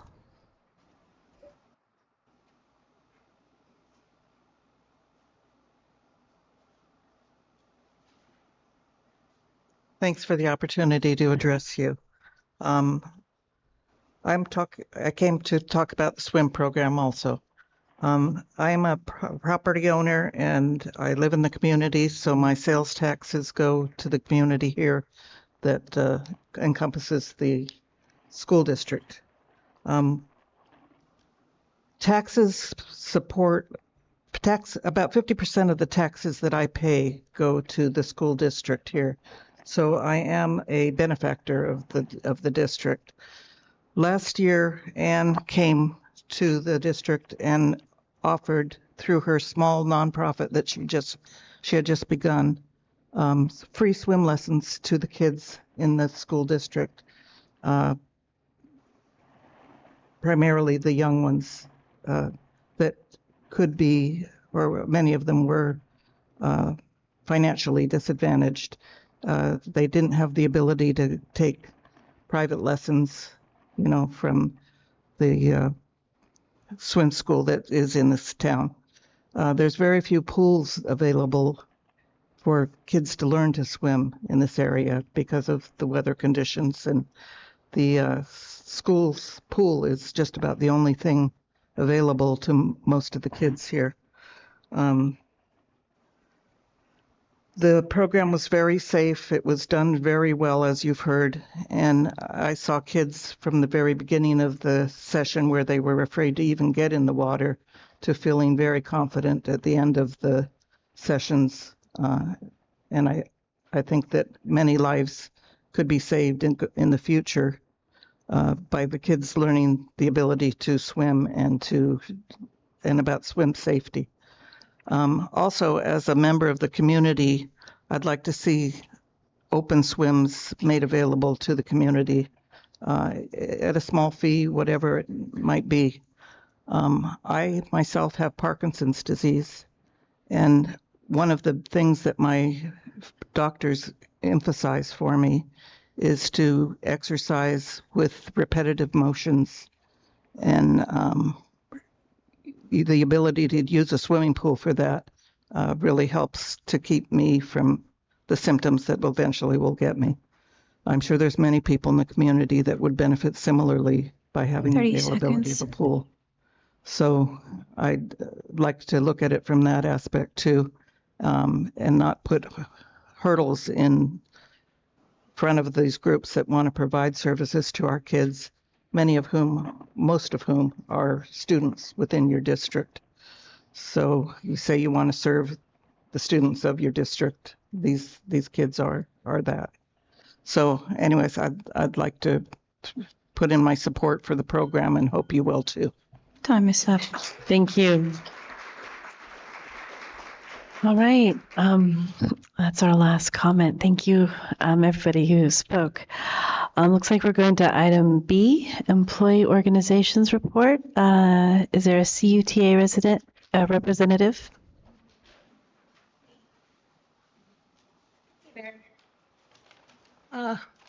Mr. Carey couldn't be here tonight. It's his wife's birthday, and he knows what side his bread's buttered on. So I am here. All right. Good evening. We've had a great improvement in communication over the last few months, and things are trending in a very positive direction. We look forward to working with the new and improved business department. Regarding public and labor comments, we would like to see public comment and opportunities for labor partners to speak moved up in the agenda moving forward. Several students approached Mr. Carey this week asking to come to speak it to the board. When they were asked when should they be there, how they did it, all that stuff, Mr. Carey, they could have possibly, it's not my speech, I'm sorry. When they asked when they could possibly have a chance to speak, he explained to them that the meeting starts at 6, but depends on the agenda. They may not have a chance to speak until 7, 8, or maybe even later. Students who wanted to give their opinions on their education and suggestions for improvement felt discouraged to attend because they were unsure how long they would have had to wait. We want to encourage those that we serve to come and express their concerns. In regards to salary schedule, moving forward, we at CUTA would like very much to work with the district to revise and improve the salary schedule. In our opinion, it takes too many years and too many postgraduate credits to max out. Other districts require far fewer service years and credits. In order for CUSD to be competitive, we need to restructure the salary schedule in order to recruit and retain our teachers. One of our teachers is moving to another school and jumping 2 columns over on the salary schedule in his new position. These are the kinds of things that make CUSD a less attractive district to work in for the long haul. We would like to thank Dr. Miramontes for committing to work on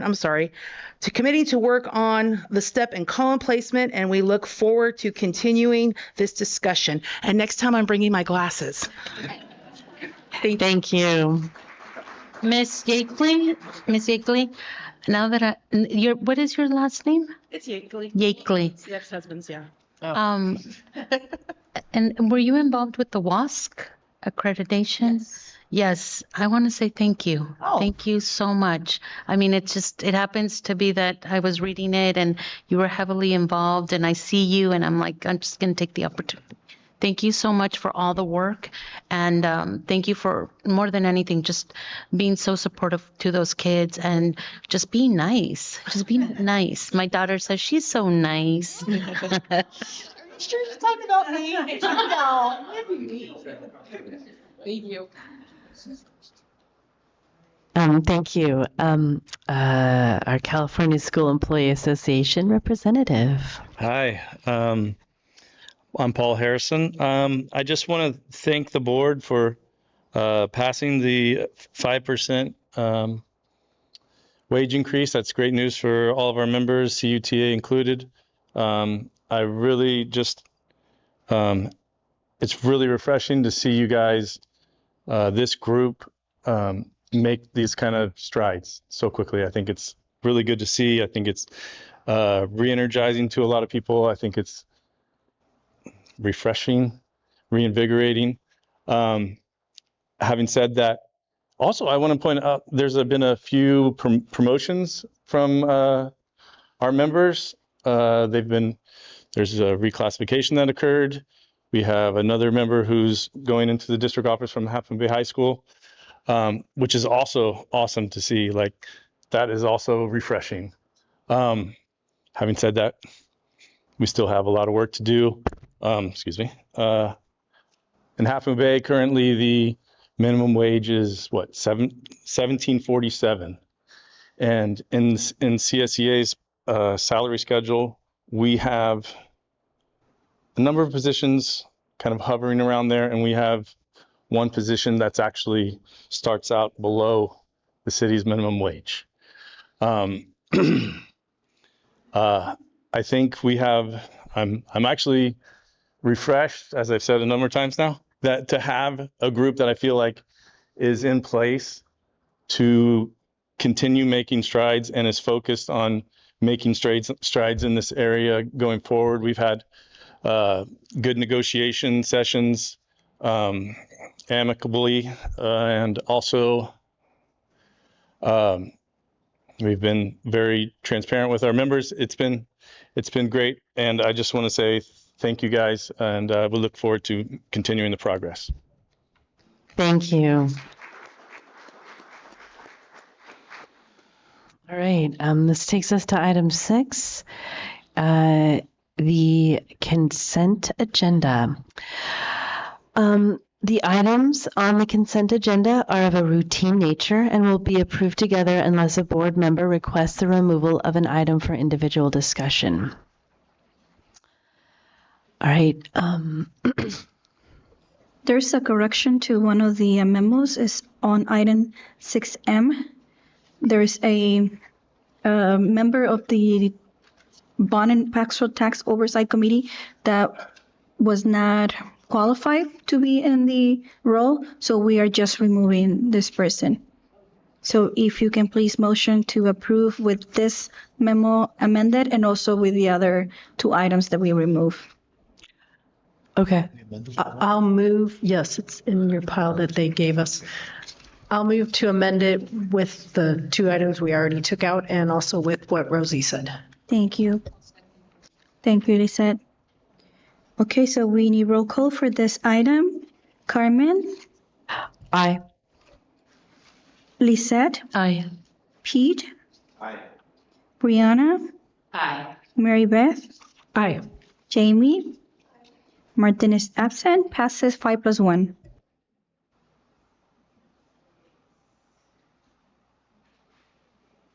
This takes us to item 7,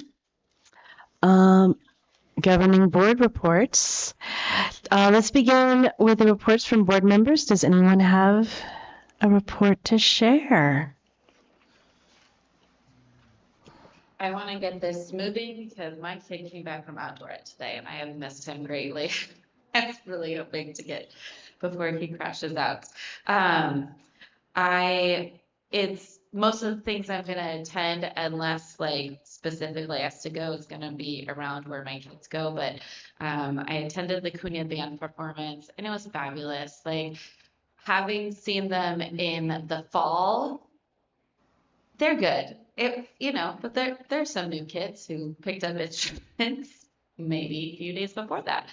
The growth is incredible. I'm just blown away, not being a musician, that it was fabulous. And I love our Cunha band classes for the kids. We had a successful Cunha Boosters spaghetti dinner. Went to the El Granada open house. I was unable to attend our environmental committee meeting, but I spoke with Mr. Santoni, and we will be using reusable utensils at El Granada Elementary next year. I believe also Fair Longview, when Fair Longview gets their dishwasher. So it's very exciting.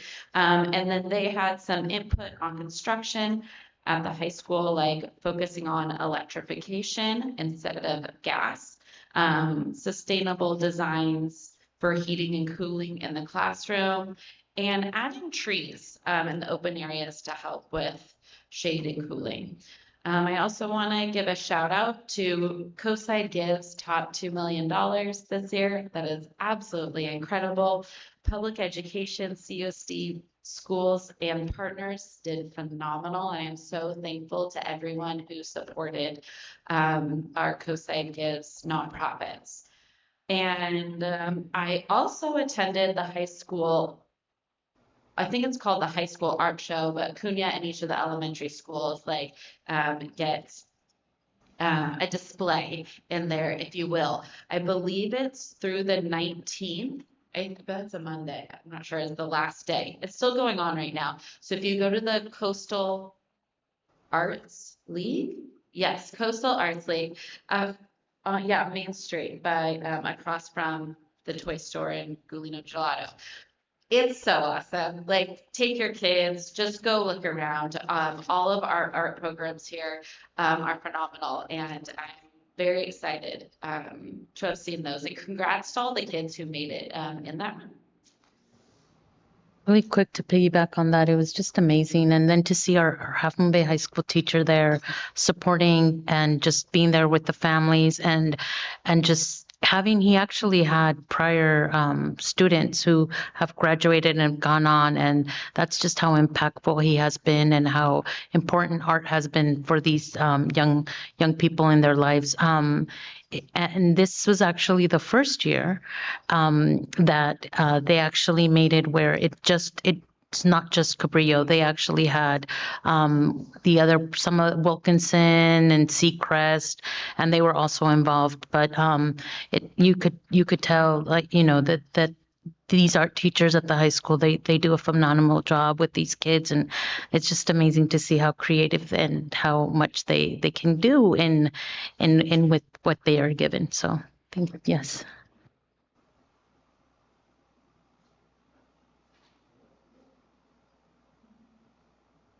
I just wanted to, I'm going to be really brief. We went to the spaghetti feed, and we went to the band, and we went to the FFA dinner. It's been an incredible month of great community time. So just want to echo that. I just want to take a moment to say how impressed I was with the Future Farmers of America dinner the other night, and how the students supported themselves. That was exciting to see. I had my two little kids with me, and they noticed, and my wife and I talked about that last night we didn't plan it this way, but it was sort of an unintentional role model moment. So I just really thankful for all of our district employees and families who invest in that program because it's great. I think it's a star of the community. I also want to talk a little bit about the swim program. I admire Anne greatly, and I also see the need for affordable swim options. We live in a community that can be dangerous, and it makes sense that we would, as a community, find ways to help our kids swim, learn how to swim. And so I'm hopeful that there are going to be ways forward to find a way to make this happen. It may not be as straightforward as the district being able to find, to allow this to happen. There are lots of factors at play, and we have to trust our district staff and some of these decisions, and I do. But I am hopeful that there is a solution and that we can find it as a community because I do see it as important. I wanted to talk to the board a little bit tonight about upcoming stuff going on because, as you've seen, your emails have been full of stuff. May and June is a busy time for being on the board with May Revise and things like that. So I pulled out a few things that I thought were important that I thought I'd mention, and also some things that I might not be able to go to that I'm hoping someone can cover. So just wanted to talk about a few of these things. Starting next week on Monday, there's a CSBA meeting for the May Revise for the governor's budget. Implications for the public schools that they're going to talk about is protecting Prop 98, ensuring the proposed student support and professional development discretionary block grant is fully discretionary, aiding staff recruitment and retention, funding implementation of transitional kindergarten, avoiding unfunded mandates, and providing flexibility for small school districts and other key priorities. But I thought that sounded interesting. That's happening on Monday. The other thing that's going on with our county is that I've been waiting to happen for forever, but there's finally some talk both at the county and the state level about making funding more fair for our schools. And I about fell over when I saw that the county is doing this. I've been waiting to go to a meeting like this forever. So the county has set up 3 meetings. The first one is already passed, but it was talking about how LCFF works, how funding works, stuff like that. So kind of a baseline, which probably we're all familiar with anyway. And then that second meeting is coming up. It's also this Monday at 6 p.m. and I will be there. I'm really excited to go and talk about what's going on. But basically, they're going to be talking about the district impacts of the LCFF funding in our county specifically. So this is the school funding task force meeting number 2. And then the third one happens. Oh, and on Monday, there's a conflict. I'm going to be at that meeting, but it's also the Boys and Girls Club end of year celebration.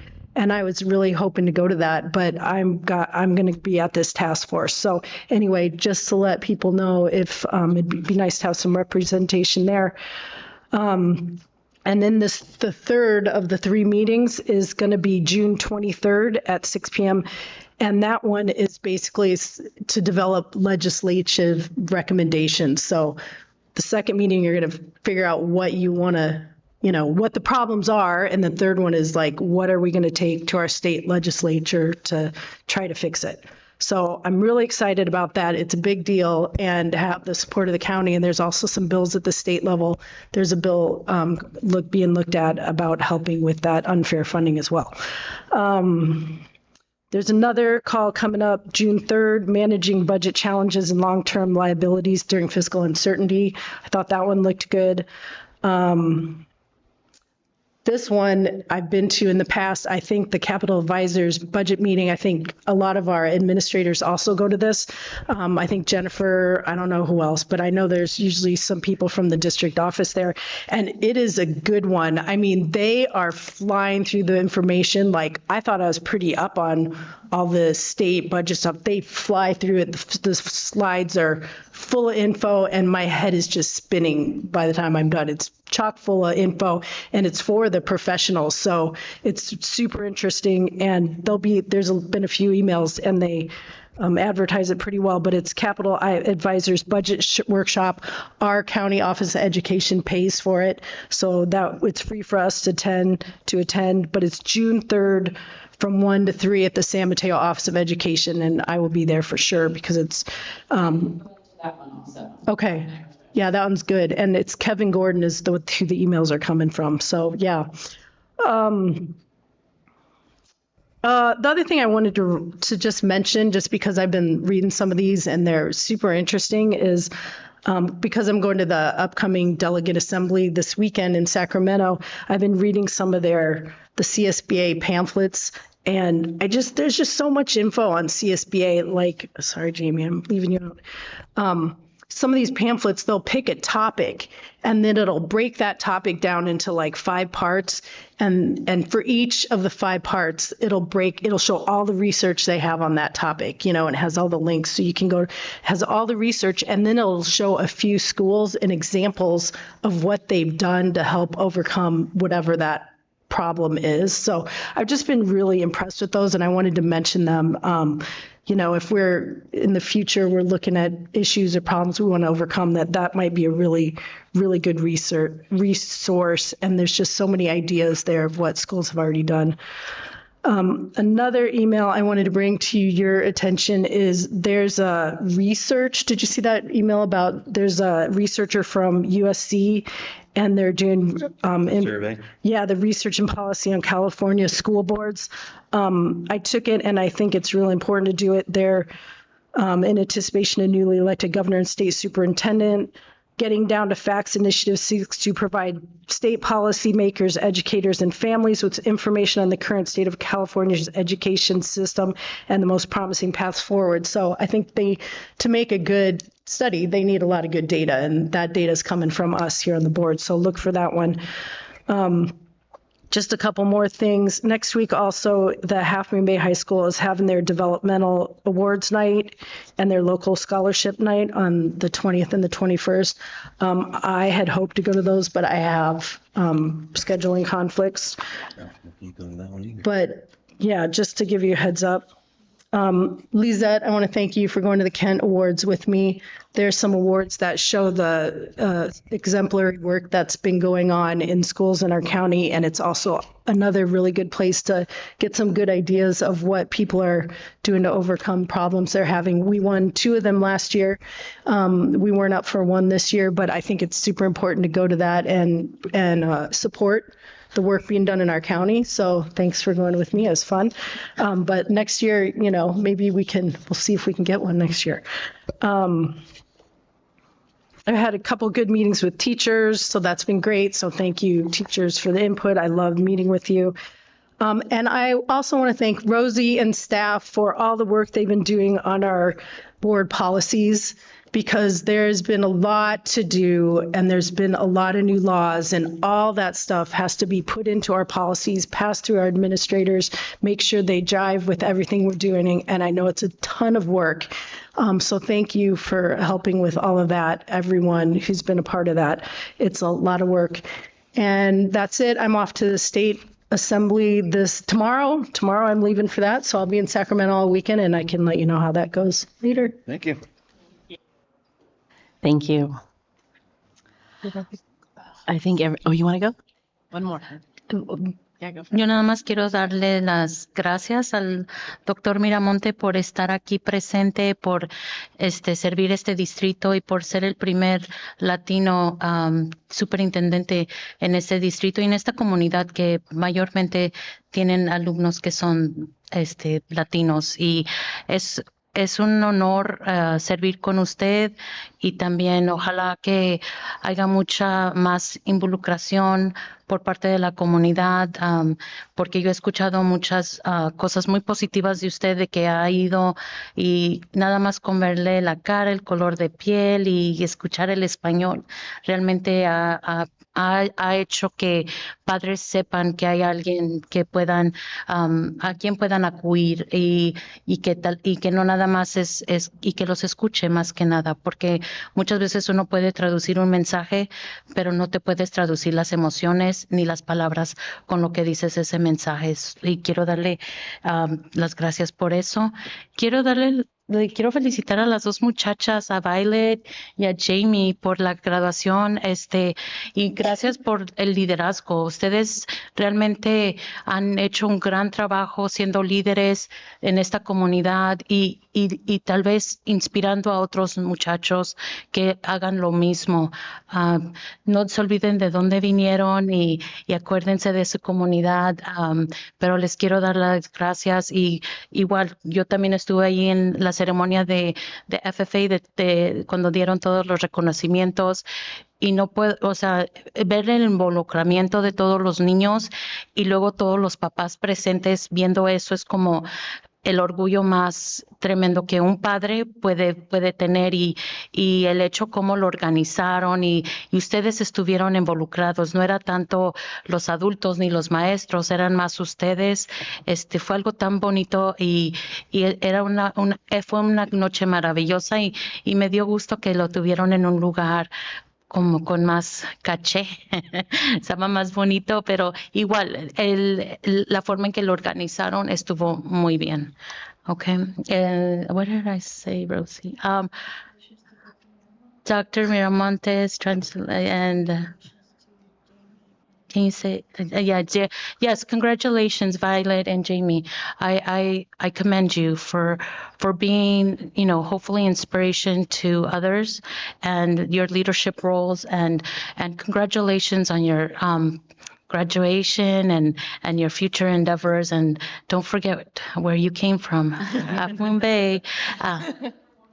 One more year. Okay, but in the leadership role, thank you so much. Thank you so much. Wow, you're a sophomore, and I was like, oh, she's junior. Sophomore president of FFA. You said you were FFA president last year. This past year, I just retired, so we have a new president for that. Oh my God, I thought, wow, yeah, okay, even more amazing. But thank you for your leadership and thank you for doing everything that you guys have done. And like I said, I can't speak enough about the FFA awards night. It was amazing just to see the community come together, not only the students, but also the families and for families to know that, how involved they are and just to be proud of the fact that they're part of something in the community. So thank you. And what else did I say, Rosie? That was it. Okay. All right. Thank you. All right. A 7B item, superintendent's report. I want to echo. I also had the opportunity to go to the Cunha Band concert. So, Principal Clinton said, come earlier. We've got a wrestling match and we've got soccer games. So I actually spent a couple of hours here prior to the band concert, and this place was humming. So again, that partnership with the Boys and Girls Club is so invaluable. And I saw tons of students, the girls soccer game, boys soccer game, and boys and girls wrestling programs. It was phenomenal on top of the Cunha Band. I did get a chance to visit school sites and meet with principals throughout the week, and I want to continue to do that. I have 7 years experience as an FFA parent. Never got my hands dirty, but chased a goat 4 years in a row chasing goats, right? And so I attended the FFA banquet, and I would say the same thing. Wow, what a show, right? And so your voices are not falling on deaf ears. This has come to our attention. I think I found out today about this and shared it with some of the board members here and there. So we'll work through it. Do you want to thank our classified and certificated administrators weeks? I mean, May is full of this stuff, right? Can't do it without our partners. We really can't.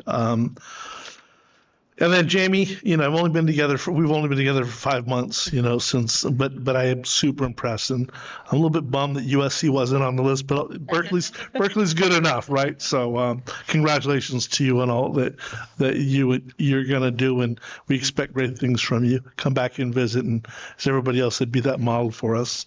I do want to thank our business services team and Roger for the lighting at El Granada. Looks like we got up and over the hump there. So, I mean, that's a big piece, being part of the community, working with the community, having them feel confident in the things that we're doing, communicating and being transparent. So, Roger, Jennifer, thank you for that. And then lastly, just want to give you guys a heads up that just found out less than an hour ago that we have a water leak over at Los Listos at the that we'll probably going to have to cancel after school program, Eagle Club after school tomorrow. So Rosalba had to leave to start making those phone calls so parents are prepped. But it's just one of those things that happens, and hopefully we can get to it tomorrow afternoon and start working through that. Thank you. Can I make a short comment? Thank you, Jamie, for your service as a student board member, and congratulations on your graduation and getting into Berkeley. Also, congratulations, Dr. Miramontes. I'm very happy and excited that you are our first Mexican Latino superintendent, and I feel that it's important for our community to feel represented and someone that understands the culture. That's very important. Also echo Mary Beth that CSBA has great resources for board members for a lot of topics, but also our board policies. If you think of a question, look at the board policy, answer is there. We are a little behind. If you think that something might be outdated, reach out to me. I can check on CSBA if there's any update and let you know. And I did forget one thing. I look forward to serving the community y estoy aquí para servirles a todos. Gracias.